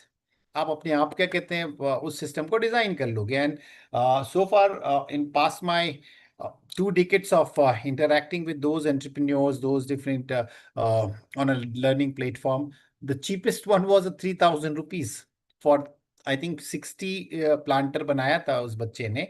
It was for some university initiative. So उस पे 40 प्लांटर, सर्कुलर पाइप जोड़ के, पेंट की बकेट लगा के, छोटा पंप जो आपके आजकल के डेजर्ट कूलर में आता है उसमें लगा के, उसने 2,500 से 3,000 रुपए में 40 प्लांटर का आपका वो बना लिया। बट जैसे ही आप कमर्शियल की तरफ जाते हैं, so you need to understand your target market. कि भाई अगर मैं दिल्ली में कर रहा हूँ और दिल्ली में भी एक स्पेसिफिक पर्टिकुलर एरिया को फीड करने के लिए मैं इस प्रोजेक्ट को प्लान कर रहा हूँ, तो what is those crops which are really people are paying price? One, second, they are willing to pay a premium and they are not able to get that quality produce. ठीक है। सो वो crop आपको पहले identify करनी है as a person who want to venture in this hydroponic growing system और technique और commercial project. जैसे ही आपने ये सेलेक्ट कर लिया कि भाई हमने ये 5-6 क्रॉप लिस्ट की है, अब उस क्रॉप के बेसिस पे जैसे हम लोगों ने ग्रोइंग सिस्टम आइडेंटिफाई किया था कि भाई मेरी जो क्रॉप है, चलो लास्ट में हम यहाँ पे आके ड्रिल डाउन करते हैं कि मेरे को वो करना है, कलर्ड कैप्सिकम करना है साहब। सो कलर्ड कैप्सिकम करना है तो ग्रोइंग सिस्टम कौन सा होगा? Soilless hydroponics. ठीक है। अब क्या होता है कि हमको इसको थोड़ा सा एक्सटेंड करना है, जिससे कि जिस समय में हमारी सप्लाई थोड़ी कम होती है लोकल मार्केट्स में, उस समय क्या कहते हैं, क्या हमें सप्लाई के गैप को ब्रिज करेंगे तो मेरा प्राइस अच्छा मिलेगा। अब दूसरा ये होता है कि साहब मैं कितना बड़ा प्रोजेक्ट लगाऊं। कितना बड़ा प्रोजेक्ट से पहले ये स्टेप आता है कि साहब जब मैंने क्रॉप फाइनल कर ली, मेरा एरिया फाइनल हो गया, मेरा कस्टमर फाइनल हो गया, मेरी रिक्वायरमेंट हो गई, मेरी स्पेसिफिक क्वालिटी पैरामीटर्स हो गए, अब उसके बाद अगला क्या स्टेप आता है कि सब कुछ जब फ्रीज कर लिया, इवन क्रॉप की जो अपनी माइक्रो क्लाइमेट रिक्वायरमेंट है, एग्रोनॉमिक रिक्वायरमेंट है, वो जो सेकेंडरी प्लेटफॉर्म पे अवेलेबल है, वो अभी आपके पास आ गई। अब आप डिसाइड करोगे कि मेरा स्ट्रक्चर कैसा होना चाहिए कि अगर मुझे 30 डिग्री के आसपास का टेम्परेचर मेंटेन करना है और रात का टेम्परेचर ठंड में थोड़ा बढ़ा के रखना है और गर्मी में थोड़ा ठंडा करके रखना है, तो कैप्सिकम के लिए वो माइक्रो क्लाइमेट क्रिएट करने के लिए कौन सा स्ट्रक्चर आपके लिए आइडियल होगा। और जब एक बार सब कुछ करने के बाद you have to work on that 80% the software, क्योंकि every hydroponic project is a unique in nature. So आपको अपने प्रोजेक्ट के हिसाब से सभी चीज को कैलिब्रेट करना होगा। हो सकता है कि आपका प्रोजेक्ट में जो वाटर रिक्वायरमेंट सेकेंडरी प्लेटफॉर्म में कहते हैं कि 4 से 6 लीटर होती है भाई पर प्लांट की, गर्मी में पीक में, उसी से आपका प्रोजेक्ट डिजाइन होगा। बट अब उस पे प्रोजेक्ट आपने डिजाइन तो कर लिया, बट हो सकता है कि आपका ऐसा एरिया है जहां पे थोड़ा सा शेड है और वहां पे जो रेट ऑफ इवापोरेशन है वो कम है, इसलिए आपका वाटर कंजम्पशन जो है 4 से 6 नहीं, 2 से 4 ही है। तो देन आपकी कॉस्ट कम हो जाएगी, आपका स्ट्रक्चर डिफरेंट हो जाएगा and the whole project is going to align with that requirement. ठीक है। तो पहला आपको वहां पे फिर छोटा पायलट प्रोजेक्ट करना होगा जिसमें कि आपको ये फाइन ट्यूनिंग करनी पड़ेगी सॉफ्टवेयर की, और once you achieve that then you have to venture for the commercial scale of farm. ठीक है। सो अब इसमें एक छोटा सा एरिया है जो कि ग्रोइंग में अगर हम बात करें, जैसे हमारे शरीर में कहते हैं कि सब सब ऑर्गन तो इंपॉर्टेंट है, but heart is something like body का मोस्ट वाइटल ऑर्गन है। ठीक है। सिमिलरली इन हाइड्रोपोनिक्स की जब हम सॉफ्टवेयर पार्ट में आते हैं तो देयर इज न्यूट्रिशन, जो आपका फर्टिलाइजर एप्लीकेशन होता है वो इस टेक्नोलॉजी का हार्ट होता है। सो अगर किसी ग्रोवर ने इसमें महारत पाली कि हमारा जो फर्टिलाइजर डोजिंग है, जो फर्टिलाइजर मैनेजमेंट है या फर्टिगेशन है, उसको अचीव कर लिया, तो then the success is further, the 80% की जो सक्सेस है वो ऑलमोस्ट अचीव कर लेता है। अब इसमें मैं छोटे छोटे जो मेजर पॉइंट्स हैं I just briefly touch upon, and then maybe if required we need to have a separate session on this hydroponic fertilizer recipe designing or fertilizer managing, because that is a vast subject. So basically अगर हम इसमें fertiliser management या nutrition वाले part में बात करें तो मोटा मोटा कुछ चीजों को ध्यान में रखना है कि हाइड्रोपोनिक्स में केवल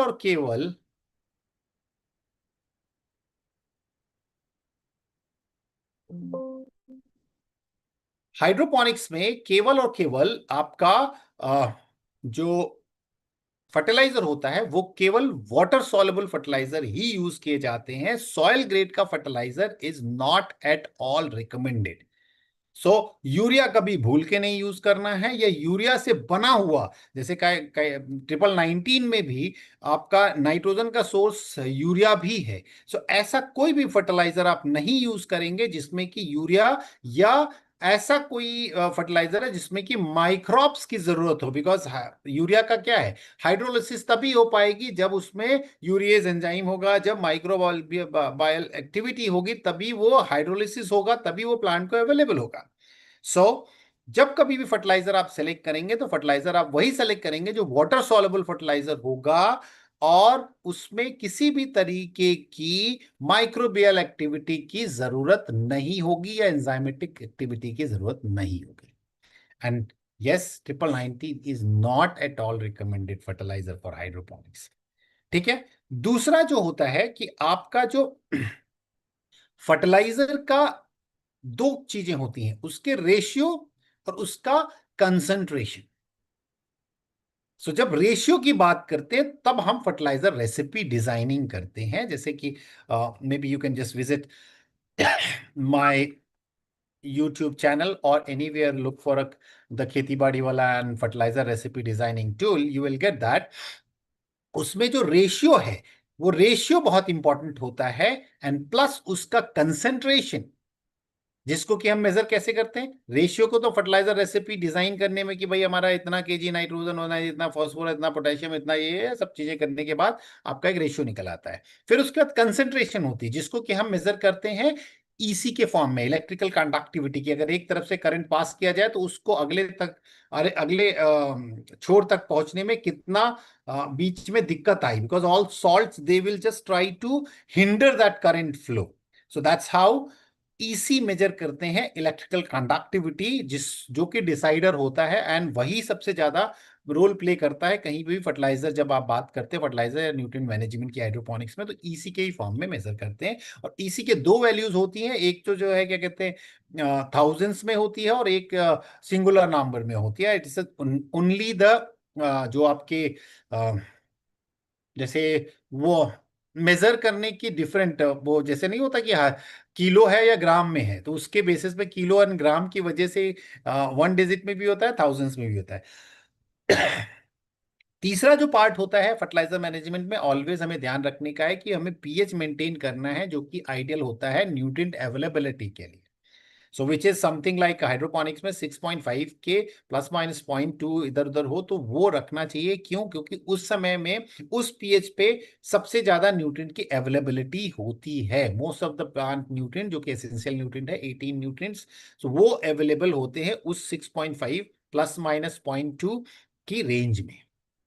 सो अगर फर्टिलाइजर मैनेजमेंट कर रहे हैं तो ये बहुत जरूरी पार्ट है। एंड थर्ड जो प्रैक्टिकल एक अप्रोच होनी चाहिए कि भाई हमें अपने फर्टिलाइजर रेशियो को कहीं पे भी इंपैक्ट नहीं होने देना चाहिए। कैसे इंपैक्ट होता है? क्योंकि एज अ ग्रोअर आप रेशियो तो दे रहे हो, बट पौधे ने किस रेशियो में लिया वो आपको पता नहीं चल रहा। या तो आप क्या कहते हैं फिर हाई डिग्री वाला वो करें कि आपको हर एक न्यूट्रिएंट स्पेसिफिक इलेक्ट्रोड लगा रखा है, जिस आयन की कमी हो रही वही आयन आपको डोज भी करो, उस लेवल की भी फार्मिंग हो रही, रिसर्च है।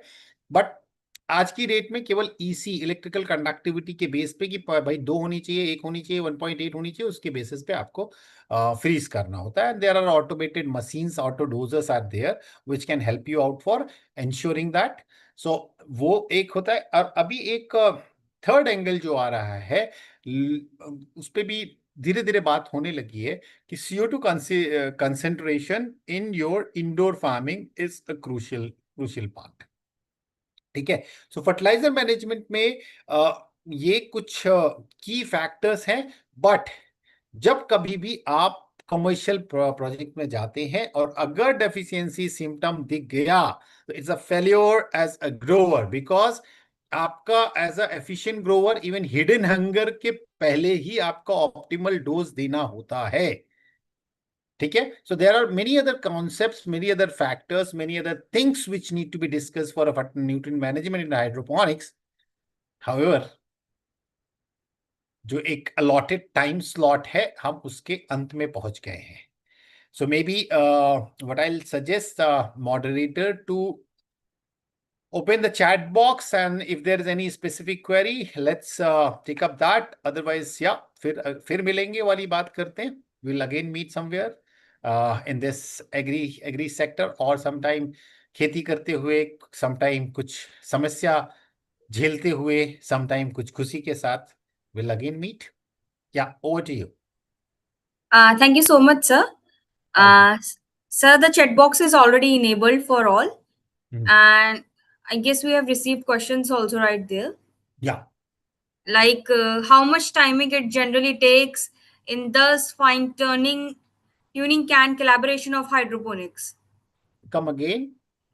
How much time it generally takes in thus fine tuning canned calibration of hydroponics.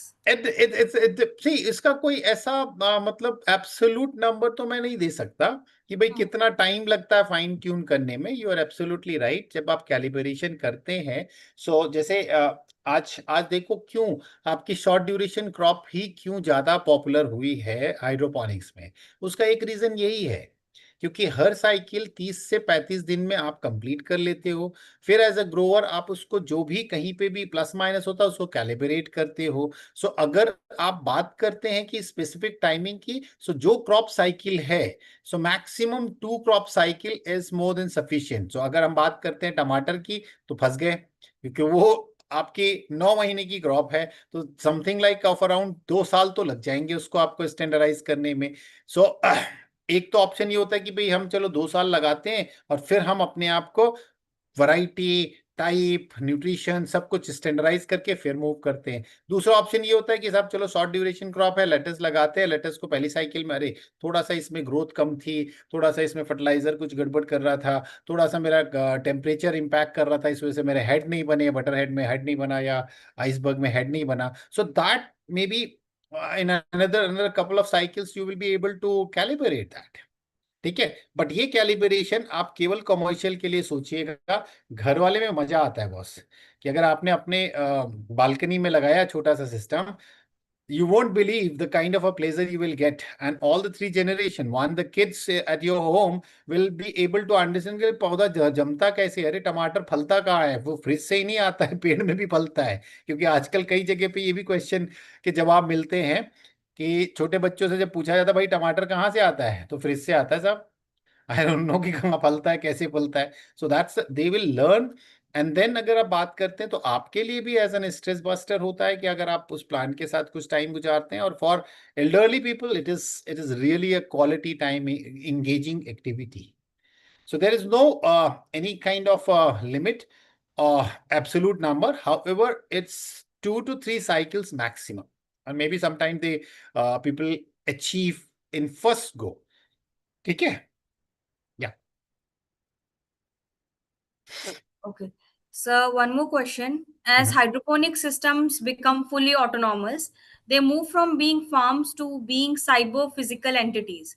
Given that these systems rely on continuous data streams for pH, nutrition, and light regulation, how do we defend against data injection attacks where a malicious actor alters sensor calibration to slowly sabotage a crop without triggering a system alarm? That's really, really an interesting, and I must say that a visionary kind of question. However, अभी जो status है, उस status में we are not that kind of tech savvy. ये जो बात कर रहे हैं वो उस टाइम की बात कर रहे हैं कि जैसे डॉक्टर प्रवीण बैठे हुए हैं और स्क्रीन पे 50 फार्म एक साथ चल रहे हैं and I can monitor all those farm. So वहां पे डेटा ब्रीच की बात होती है. अभी हमारे सिस्टम में तो यही है कि भाई अगर you are doing the farming, I am doing the farming, so I am not open to share anything and you are not open to share anything. So वो आजकल तो इवन विजिट्स भी लोग अपने आप को प्रोहिबिट करते हैं कि कोई आके हमारा देखेगा फिर जाके कॉपी कर लेगा. सो वो लेवल की डेटा वाली अभी चल रही है. बट जो जिस लेवल की आप बात कर रहे हैं, yes it is going to be a challenge, but at the moment that is not the challenge. क्योंकि अभी वो डेटा है भी तो it is maybe restricted on a cloud, maybe it is something kind of park at a one server. ठीक है, या एक किसी के कंप्यूटर में वो डेटा जा रहा है, वहीं पे रिस्ट्रिक्ट हो रहा है. सो वो वाली प्रॉब्लम नहीं आई है. But down the line, yes that is a serious challenge we are going to face. So yeah, there are something like a security and safety tools available in the IT industry. They are going to help us because we cannot become something like IT expert. हम तो केवल पौधे उगा सकते हैं साहब. So we'll let that IT guys to do their job. And there are different security features in data breach. So if you take an example of a clinical trial, how they are managing. They're also doing the similar kind of trials, but their data is so secure that they are not able to, anybody is not able to reach out to those data. So that type of a situation or a scenario I can see, but at the moment, that is not the challenge. Yeah. So one last question, Yeah. like which crops are suitable for hydroponics? That we have already shared, but एक अगर मैं इनके question का सीधा जवाब दूं तो any crop can be grown in hydroponics. Okay, and any ka matlab it is not any maybe you can grow your mangoes also. You can grow your something like any kind of exotic crop, but condition applied. So if you are introducing any kind of a new crop, you need to develop that crop production protocol. If I said that, yes, you can grow mango also. Yes, you can grow mango also, but you have to create that type of microclimate कि जिसमें nutrition as a grower आप hydroponics में supply कर रहे हो. वो आपका ये नहीं हो रहा कि पता चला उसकी जड़ें जो हैं आपके लाइनर को फाड़ के बाहर गई और मिट्टी से जड़ें खाना ले रही. No, you have to create such a kind of a protocol where the complete microclimate around the root zone is in 100% in your as a grower in your control. Believe me, I've put some papaya plants in my hydroponic growing system. Just I'm trying to see that what is going to be a kind of an impact on that. One is very clear, the growth is very fast. अभी लंबे हो गए हैं. आप देखते हैं उसमें फल लगता है कैसे है, क्योंकि I kept 3 plant together because papaya में simply वो जो क्रॉस पॉलिनेशन वाला इशू होता है, अभी हमने 3 ही रखा है. But yes, कोई भी क्रॉप कर सकते हैं. Even the trees also, even the essential oil bearing crop, even saffron की बात करिए, इवन एक किसी हर्ब की बात करिए, रूट वाली क्रॉप हो, कुछ भी है, सब कर सकते हैं. बट बस आपको उसका क्रॉप प्रोडक्शन प्रोटोकॉल सेट करना पड़ेगा. क्या? Okay, so sir, we are almost done with the questions. I forget that the person who has raised his hand at the beginning. Yes, What sir, is his something question? like from Samsung or the Yeah. name was not clearly Is he mentioned. still there? Sir, I guess he is still there. Yeah. So maybe you can allow him to ask a question because he might be becoming an impatience at the beginning. Only he raised his hand. So I would love to respond on his question. Sure, sir. I'm also finding him right here. Yeah. Sir, I guess he He left. he's Yeah, left he's the not there. meeting. Yeah. He's not there.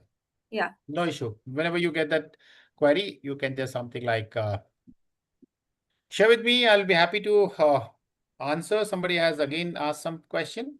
Yes, it's like in a fully controlled hydroponic environment, we are essentially removing the plant from its evolutionary classroom, the soil and microbiome.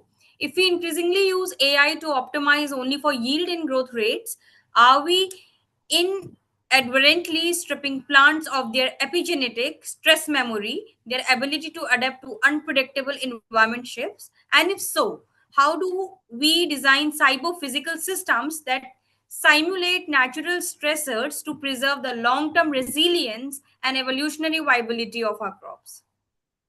I'm sure that somehow the root is from some kind of a research organization, because that's the question itself is speaking about.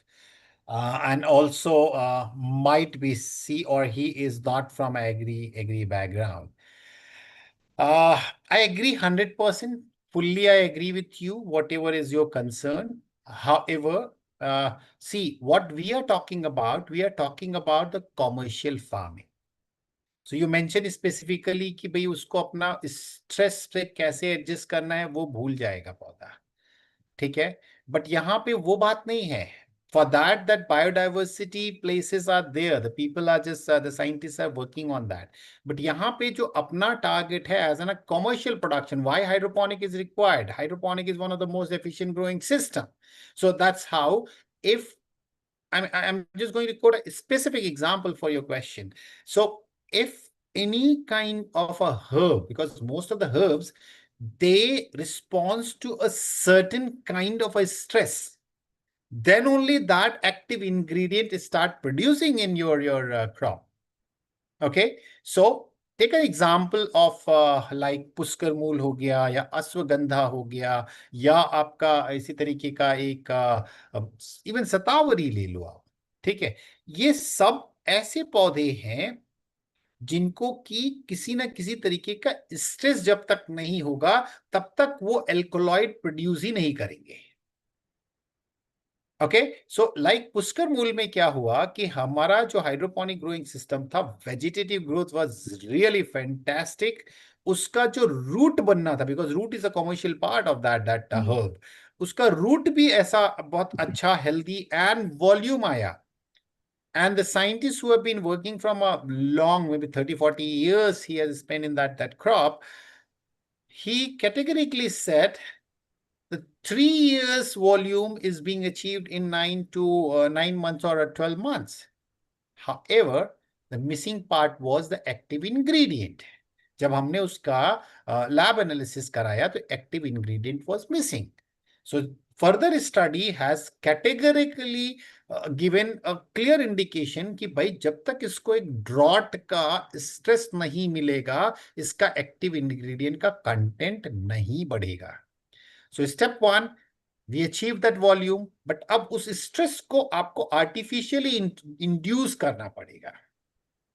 Similarly, maybe some of participants, अगर किसी ने कोशिश किया हो root crop like मूली हो गई, गाजर हो गई, सलजम हो गया, चुकंदर हो गया, इसको हाइड्रोपोनिक में ग्रो करने का अगर आपने कोशिश किया होगा, स्पेसिफिकली इसमें एक बड़ा कैच है कि जैसे ही वेजिटेटिव फेज उसका पत्तियां आपकी ठीक ठाक आ गई, 10-12 पत्तियां आ गई, then you have to reduce the water. Irrigation को सिग्निफिकेंटली रिड्यूस अगर आपने नहीं किया तो उसमें फिर पत्ती ही मिलेगी, जड़ नहीं मिलेगी.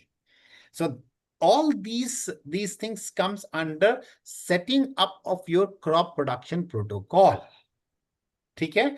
Having said that, ये जितनी भी चीजें आपने बात की, this is really important when we are talking about conserving my biodiversity. However, once I'm going for any kind of a commercial production in hydroponics, I as a grower must be aware that what all those stress required or what all those required parameters I need to maintain to get that commercial production. ठीक है. Even अगर आप देखो, mint is one of the crop which you can grow there, but yes, what are those factors which is going to give you higher kind of a oil, essential oil content, which is alkaloid, and again, which is going to give a better value to your produce? So वो factors को आपको समझना पड़ेगा, ठीक है? But yes, this concern is there, but not for the commercial farming. Yes, Neha. So, sir, we are almost done with the questions. Great. I'm a lucky guy with less question. So, thank you so much, sir, for sharing Pleasure. your valuable insights and experiences with us today. Your session was really enlightening, and you have truly inspired and enriched all the participants. We are grateful for the time that you have taken to be a part of AgroVision 2.0 and for contributing to the learning journey of our audience. So, sir, on behalf of Just Agriculture Education Group and our family of AgroVision 2.0, I extend our heartfelt gratitude and best wishes to you for your continued success. Thank you so much, sir. Thank you. Thank you, Neha, and thank you all the participants to listen me. And maybe if I would able to sensitize you by 1%, still 99% is left. Just agriculture is doing putting their effort for further resolving that 99%. And I'm sure that at least 1% sensitization is being created in you. So all the best for your future. And wherever you feel like reaching out to me for any kind of a query, any kind of a technical thing on this subject, always I will be happy to contribute for. Thank you very much. Thank you so much, sir.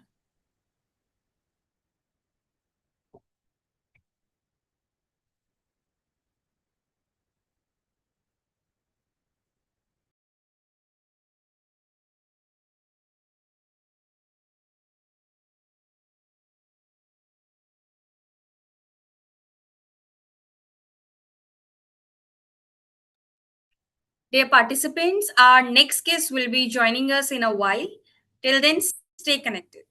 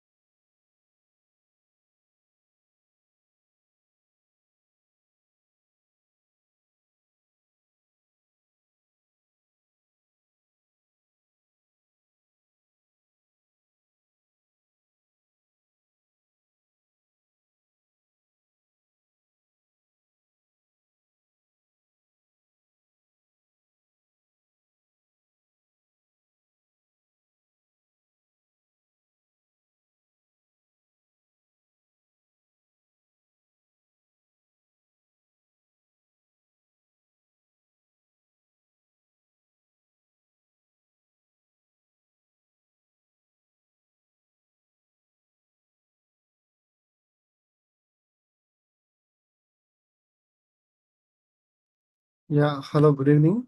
I'm Gopi Raja speaking. Good evening, sir. Sir, I'll be just starting with your introduction and then we can move forward with your session. Yeah, shall I go ahead? Sir, I'll just introduce you and then you can go ahead. Okay. So, it is my pleasure to introduce our next esteemed speaker, Mr. Gopi Raja.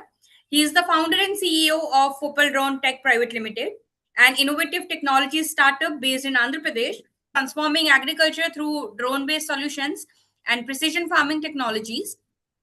Under his leadership, Fopal Tech has developed agriculture drones designed for pesticide spraying and other farm operations, helping farmers improve efficiency, reduce labor requirements, and minimize exposure to agriculture chemicals. So, what makes his entrepreneur journey particularly inspiring is that he started working on his startup vision while still pursuing his engineering education. Driven by a desire to address challenges faced by farmers, he ventured into drone technology with the aim of making advanced agricultural solution accessible to the farming community. Over the year, Mr. Raja has emerged as a young innovator and entrepreneur who strongly believes in leveraging technology for agriculture development. Through his work, he continues to promote the adoption of drone technology in agriculture and contributes to the advancement of precision farming practices in India. Today, we are delighted to have with us passionate entrepreneur, technology innovator, and change maker who is helping shape the future of smart agriculture. So, we are truly delighted to have you, sir. And with the whole team of AGROVISION 2.0 and Just Agriculture Education, I welcome you, sir. Thank you, and over to you. Yeah, very good evening. Is my voice is clear and audible? Yes, sir. Your voice is clear, sir. Yeah, great. So I'll continue. Sure. So can I understand more about the audience? What kind of audience we have today here? So we are having like researchers, bachelor students, master students, faculty members, all from the agriculture, horticulture, veterinary, and allied sciences background. Acha, okay. They are from Pan India level. Yeah, sir, kind of. Pan India. But basically, they are from like agriculture sectors and the veterinary sectors and all. Acha, okay. So, okay, that's fine. Okay. So one thing is, let me introduce myself. I am Gopi Raja, mostly known as Drone Raja. So I have been there in this drone industry and doing research on drone technology from past 10 years. I can say I was a pioneer in this industry, and I have mastered and repaired and manufactured and used more than 1200 plus drones till date. And every day drone is part of my life. As I was doing great job in the drone technology, people started calling me Drone Raja instead of Gopi Raja. And coming to the journey, me with Just Agriculture is not recently happened. From many years, we closely working together to transform Indian youth towards drone technology. I want to see many drone rajas and many drone ranis, junior drone rajas and junior drone ranis from pan India level. So keeping these things in my mind, I was continuously being engaged in workshops, seminars, and sharing knowledge and all. So coming to till what time I can go with this session? Yeah, so till what time is this session? Is that 45 minutes or 1 hour?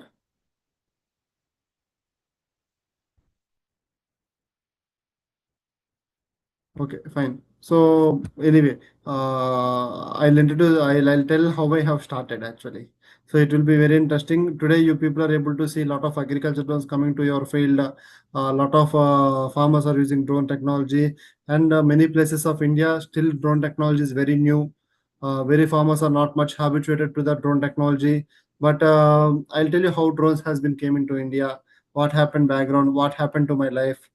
How I was transforming Indian agriculture, how I was transforming many youth of this country. So I'll first let me tell about how my story has been started and how we have transformed the country. I'll go through that way. And it's all started way back in 2014 when I did my 10th class and joining intermediate and all. And I was not much topper and not good,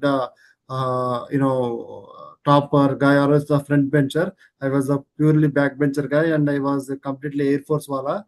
I was not much good knowledge on the education and all. But what happened is the passion what I have to do something in life, to achieve something in life, it driven me towards success. And then when I joined in KL University, the visionary chairman Kone Satyanarayana Garu, the chairman of the university, had mentored us and supported us, saying that you people need to becoming an entrepreneur.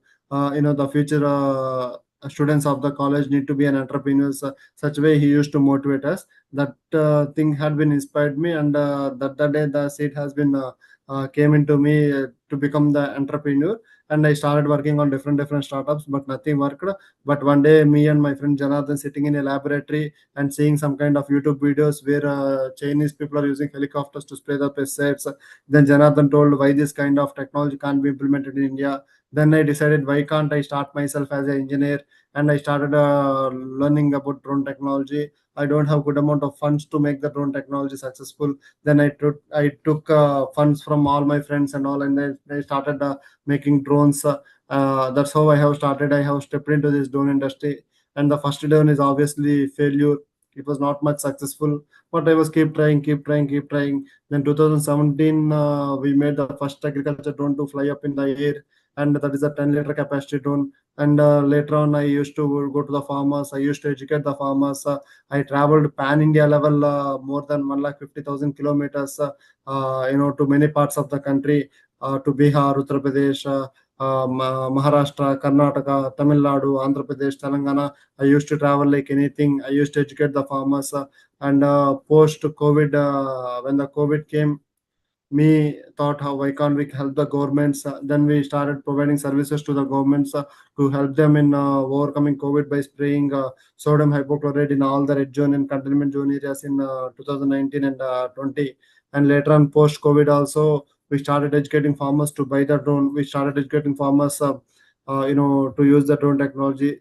In 2021, the game has been started changing. Okay, the new rules has been came up into the game, that is drone rules 2021.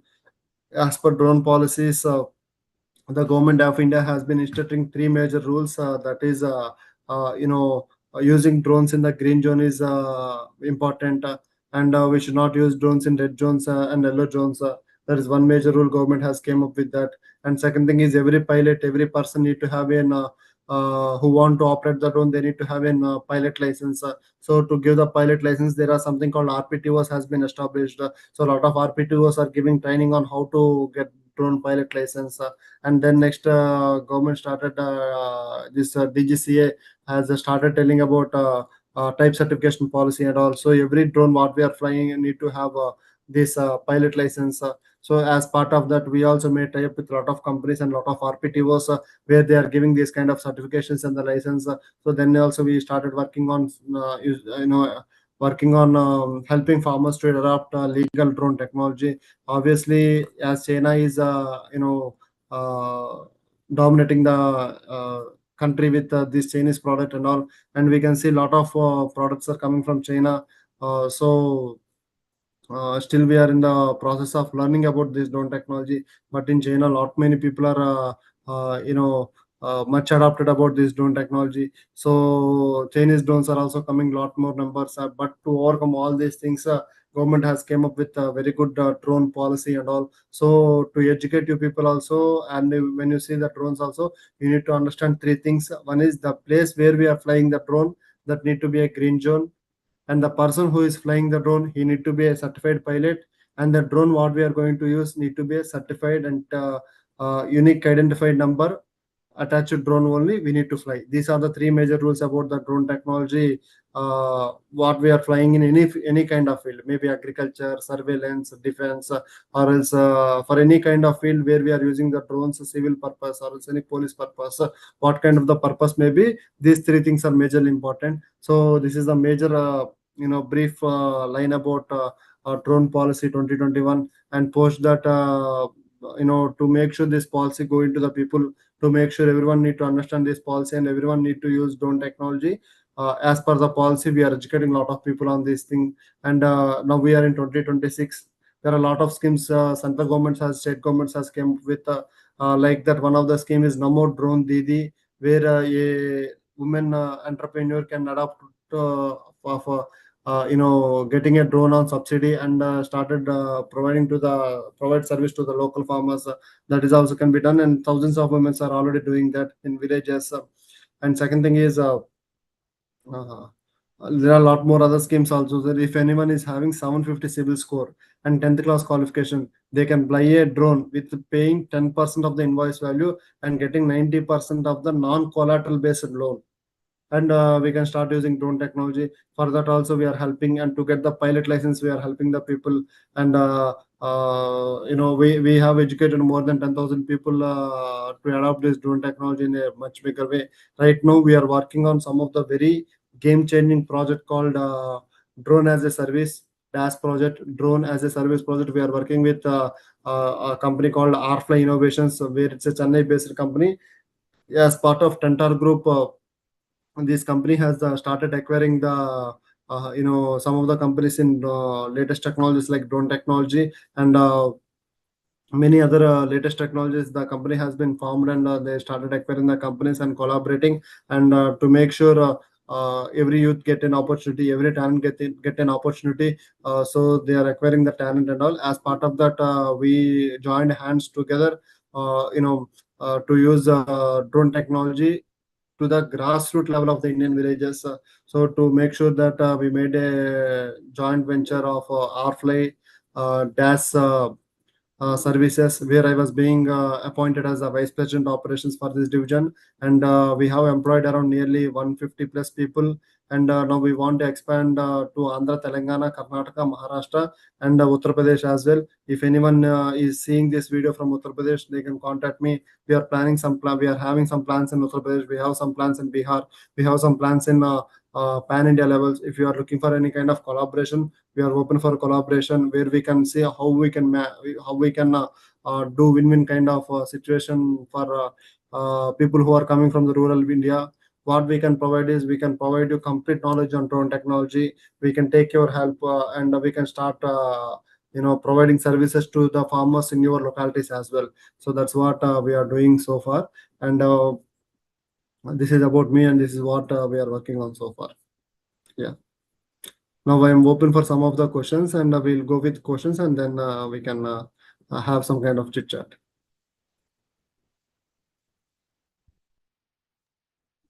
Sir, I'll just enable the chat box. If anyone wants to ask anything, they can just drop their questions in the chat box and I'll communicate that to you. Sure. Till what time the session is? Sir, it's till 7. Till 7 o'clock. Yeah. Okay, cool. So coming to the Just Agriculture, we made a workshop in Uttar Pradesh in Kamla Nagar. And it's a very good workshop, very successful workshop. And lot of people still using drone technology over there.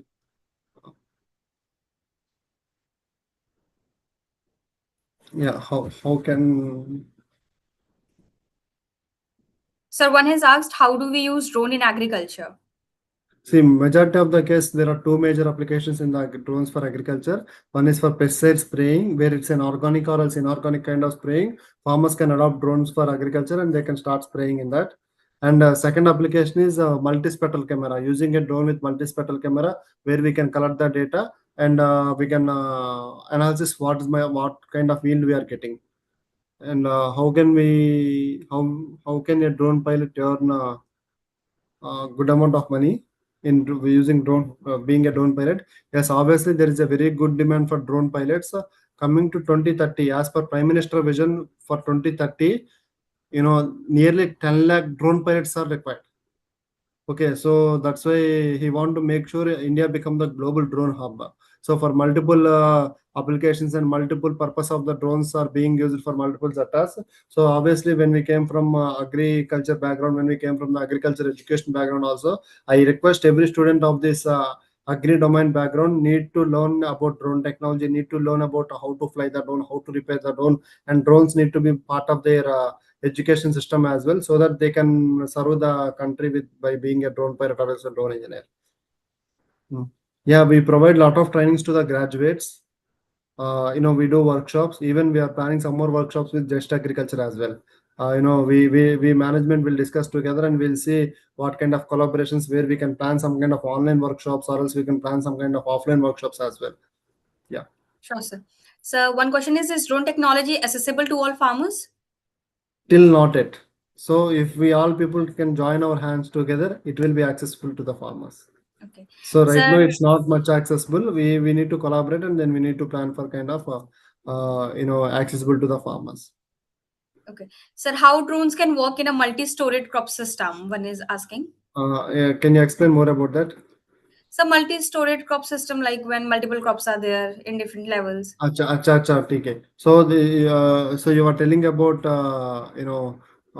dual crop pattern, like like palm oil and groundnut, something like kind of thing. Yeah, definitely. If you are using multi-diversify crops also, definitely drone technology can be useful. But one major thing is you should not weedicide. You should not use weedicides at the same time.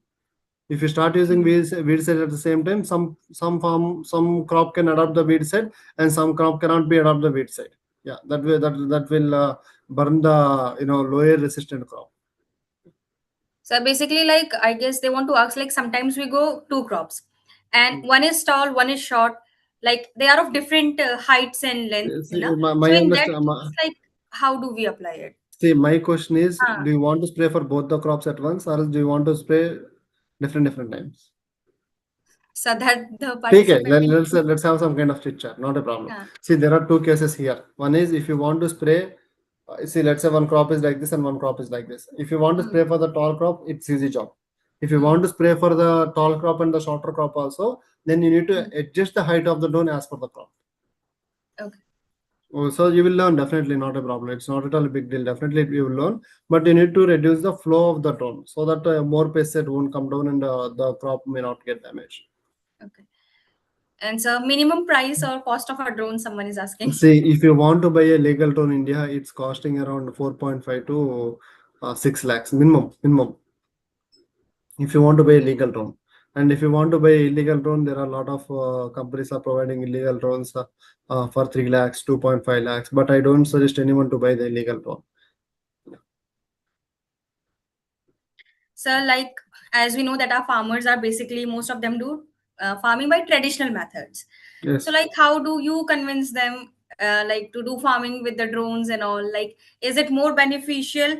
Like, what are the benefits of drone based pesticides and fertilizers spraying compared to how we are spraying it by the traditional Yeah. methods? Normally if you see for 1 acre, how many liters of pesticides we spray with the knapsack sprayer or else with the Taiwan sprayer? How many liters of pesticide we spray per 1 acre? Any Sorry, idea? sir.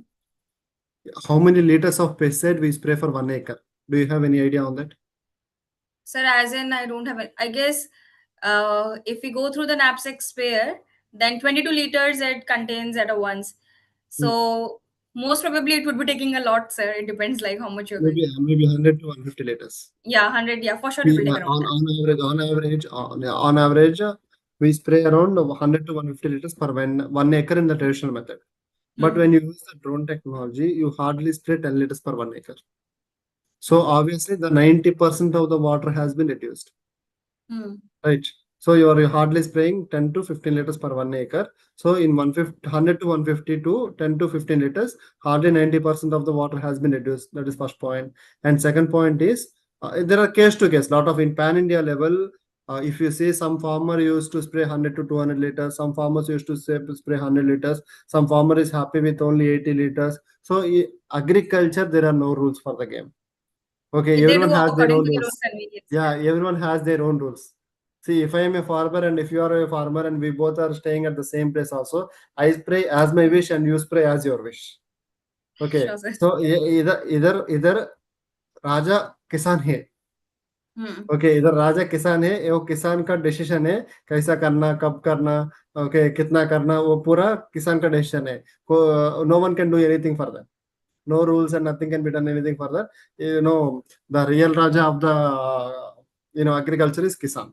So that's why we cannot say like you should use this, but as for some of the SOPs, There are a lot of agriculture universities like Pusa University, like Professor Jayasankar University, Injiranga University. There are a lot of universities are working on creating some kind of SOPs for this, how drones can be used as per the scientific methodology and all. So as for SOP, we can go with 10 to 12 liters of water for 1 acre. At the same time, 70% of the actual dosage. Let's say if you are using 1 liter of chemical for 1 acre, you need to go for 750 ml of the chemical. So what beneficial farmer is getting is, one is the pesticide is being saved and the water is being saved, and lot of manpower is not available in the villages and all. So what is happening is, lot of manpower is becoming brain drain for the cities. Okay, and lot of manpower is becoming the brain drain for the countries. Okay, so either we are going for other countries for finding some job, either we are going for the cities to finding some job. No one is willing to come back to the agriculture. Okay, but as the future of India, in India we become 1.4 billion people. So when we are become 1.4 billion people, no big industries can provide the job until we become the entrepreneurs.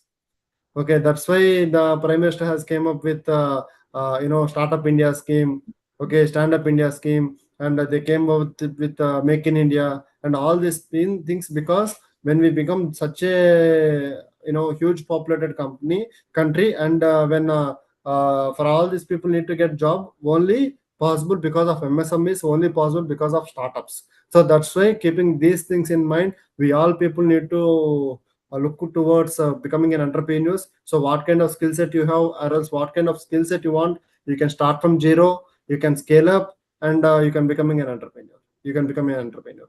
Yeah. So, sir, what advice would you give to students who want to build startups in agriculture and technology? आप क्या कहना चाहेंगे उन्हें? See, one thing what I can tell you is, whatever the age group you are, whatever profession, or else whatever the place you are, I can tell you only one thing. First thing is, believe in yourself. Okay, the first point what I say is, believe in yourself. Okay, see, you got the idea because the God had decided that you are the right person to make it into a reality. Okay, I believe in such a way. See, why I got the idea of drone technology, because the God has believed in me and sent that idea to me.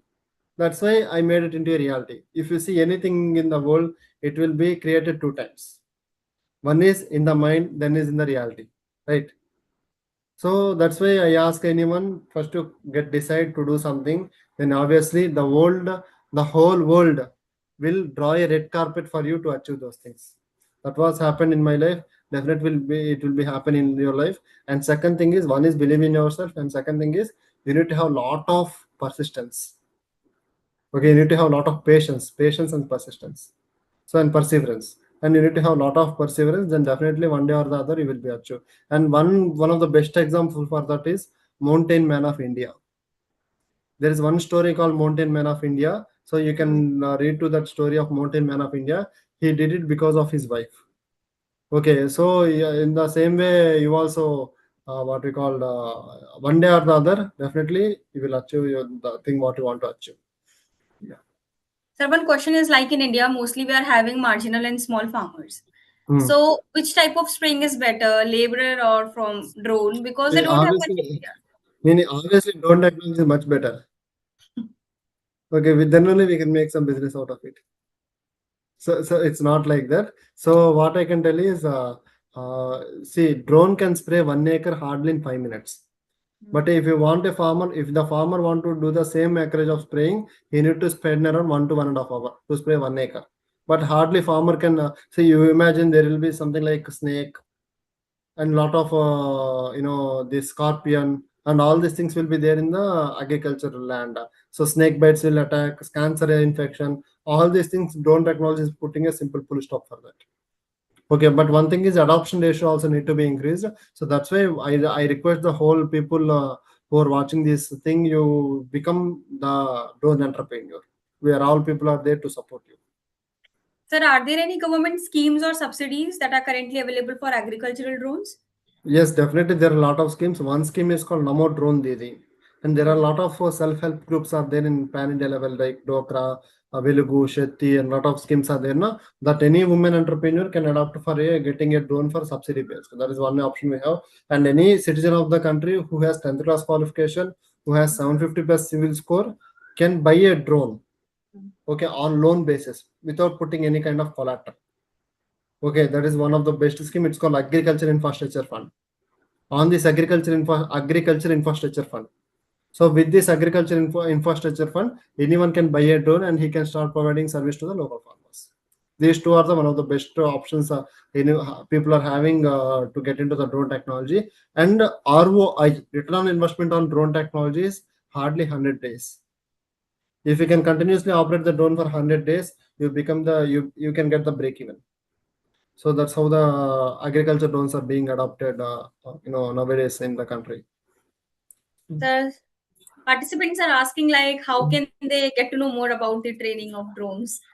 Yeah, so we are planning some kind of collaboration workshops with Just Agriculture. So let's see, we'll have a discussion with management and Sure, we'll sir, plan we'll some have kind it. of online workshops.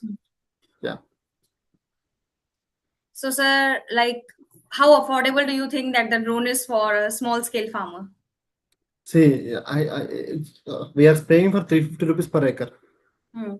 Okay, farmer can easily pay that 350 Pay rupees per 350 acre. It's not a rupees. big deal. See, if a person come and spray for 1 acre, there also farmer is paying around 350 to 400 rupees per acre. But drone can spray with 350 rupees per acre. That's very much cheap. Yeah. What about vegetable where row space is more? See, when the row space is more, we see the complete drone is under our control.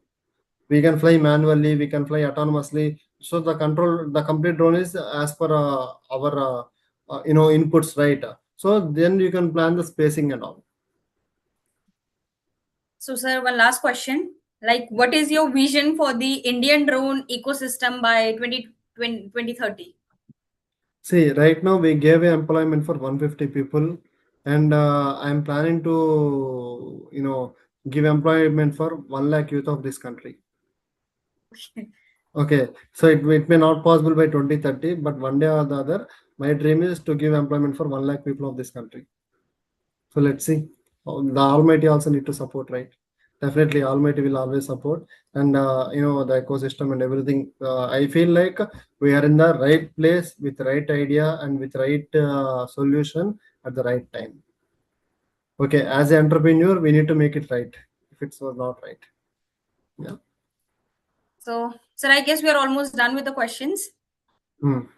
So we can conclude the session now if you want, sir. So that's fine. One story I'll share you which inspired me to achieve this much amount of success. That is that is one day a temple is there. Okay, one day a temple is there. In the temple, some puja has been happened. Daily the puja will be happen now. The puja is happened, and post puja it was somewhere around night 10:30, 11, and there is no one is there in the temple. The priest, the watchman, no human being is there in the temple. But whether some kind of discussion is coming. So that discussion is like a temple में मूर्ति है ना, वो God Murthy, and Murthy and darwaja means the entrance door of the temple. So these both are having discussion. Darwaja has started, "Are bhaiya, still are you wake up? Still are you awake?" So like that, the Darwaja has started to the Murti. Murti told, "Ah, bhaiya boleo." Like that, the Murti replied to the Darwaja. And Darwaja started asking, "I have a doubt. 500 years back, we both are the same stones. Today, people are, praying you, and people are doing abhishekam with the coconut, and they are beating the same coconut on my head. What is the difference between you and me?" The Darwaja is asking to the Murti. Then Murti started replying, saying that, "Yeah, bhai, what you said is so right. Long back, we both are sitting at the same place and doing sightseeing and all. At that time, a person came to us. The sculpture came to us, and he started chiseling us. Okay, first he selected you." The Murti replying to the Darwaja. So the sculpture came and chiseling you. For the first 2-3 times, he told, "Baap re baap, I can't hold this pain and all," and you left off. Then he chiseled 1 and 2, and he made a darwaja. And then he selected me and he started chiseling me. I went through the process. Okay, I worked for my dream. That's why that's why today I became Murti, and that's why you became Darwaja. That's the reply given by the Darwaja to the Murti. In the same way, everyday life gives us an opportunity. Okay, it's our wish to hold on and to go through the process to achieve the success. If we have a guts and if we have the passion towards achieving the success, obviously the world is there to support you. That's what happened in my life. And to all the youngsters of the country, I request one thing. From past 20 years, we did lot of brain drain. We have exported lot of human beings instead of exporting the products. In China, in 90s and 80s, they started working on building some kind of products. That's why today they became the leaders in manufacturing. In the same time, in on the 80s and 90s, we people started going to the foreign countries and started developing the foreign countries. So right now, I request everyone, I request every brother and sister who is seeing this live and all. Okay, you start building something on your own at the place where you are staying. Okay, see, and today the generation, the Gen Z generation, is much more talented and much more passionate and much more energetic, and the grasping power is also very much high. The positivity of the Gen Z generation is very much high. I request every people, I know every youth of the country who is looking at this video, think towards some building something for the society, and you identify some of the problem. You started work towards providing solution towards that problem, and one day or the other, definitely you will also be one of the top people of the country. Okay, definitely I feel like right now it's in our hands to shape the country. That's what I feel. That's very inspiring session, sir, and also very nice story. So, Yeah, sir, like we'll be concluding with the session then. So, sure. thank you so much, sir, for your valuable insights and experiences that you have shared with us today, also with the stories that you have like informed every audience about. So, your enlightening thoughts have really and truly inspired us and enriched all the participants right here. So, we are grateful for the time that you have taken out to be a part of AgroVision 2.0 and for contributing to the learning journey of your audience. So, sir, on behalf of Just Agriculture Education Group and our family of AgroVision 2.0, I extend our heartfelt gratitude and best wishes to you and your continued success, sir. Thank you so much once again. Thank you. Thank you, sir.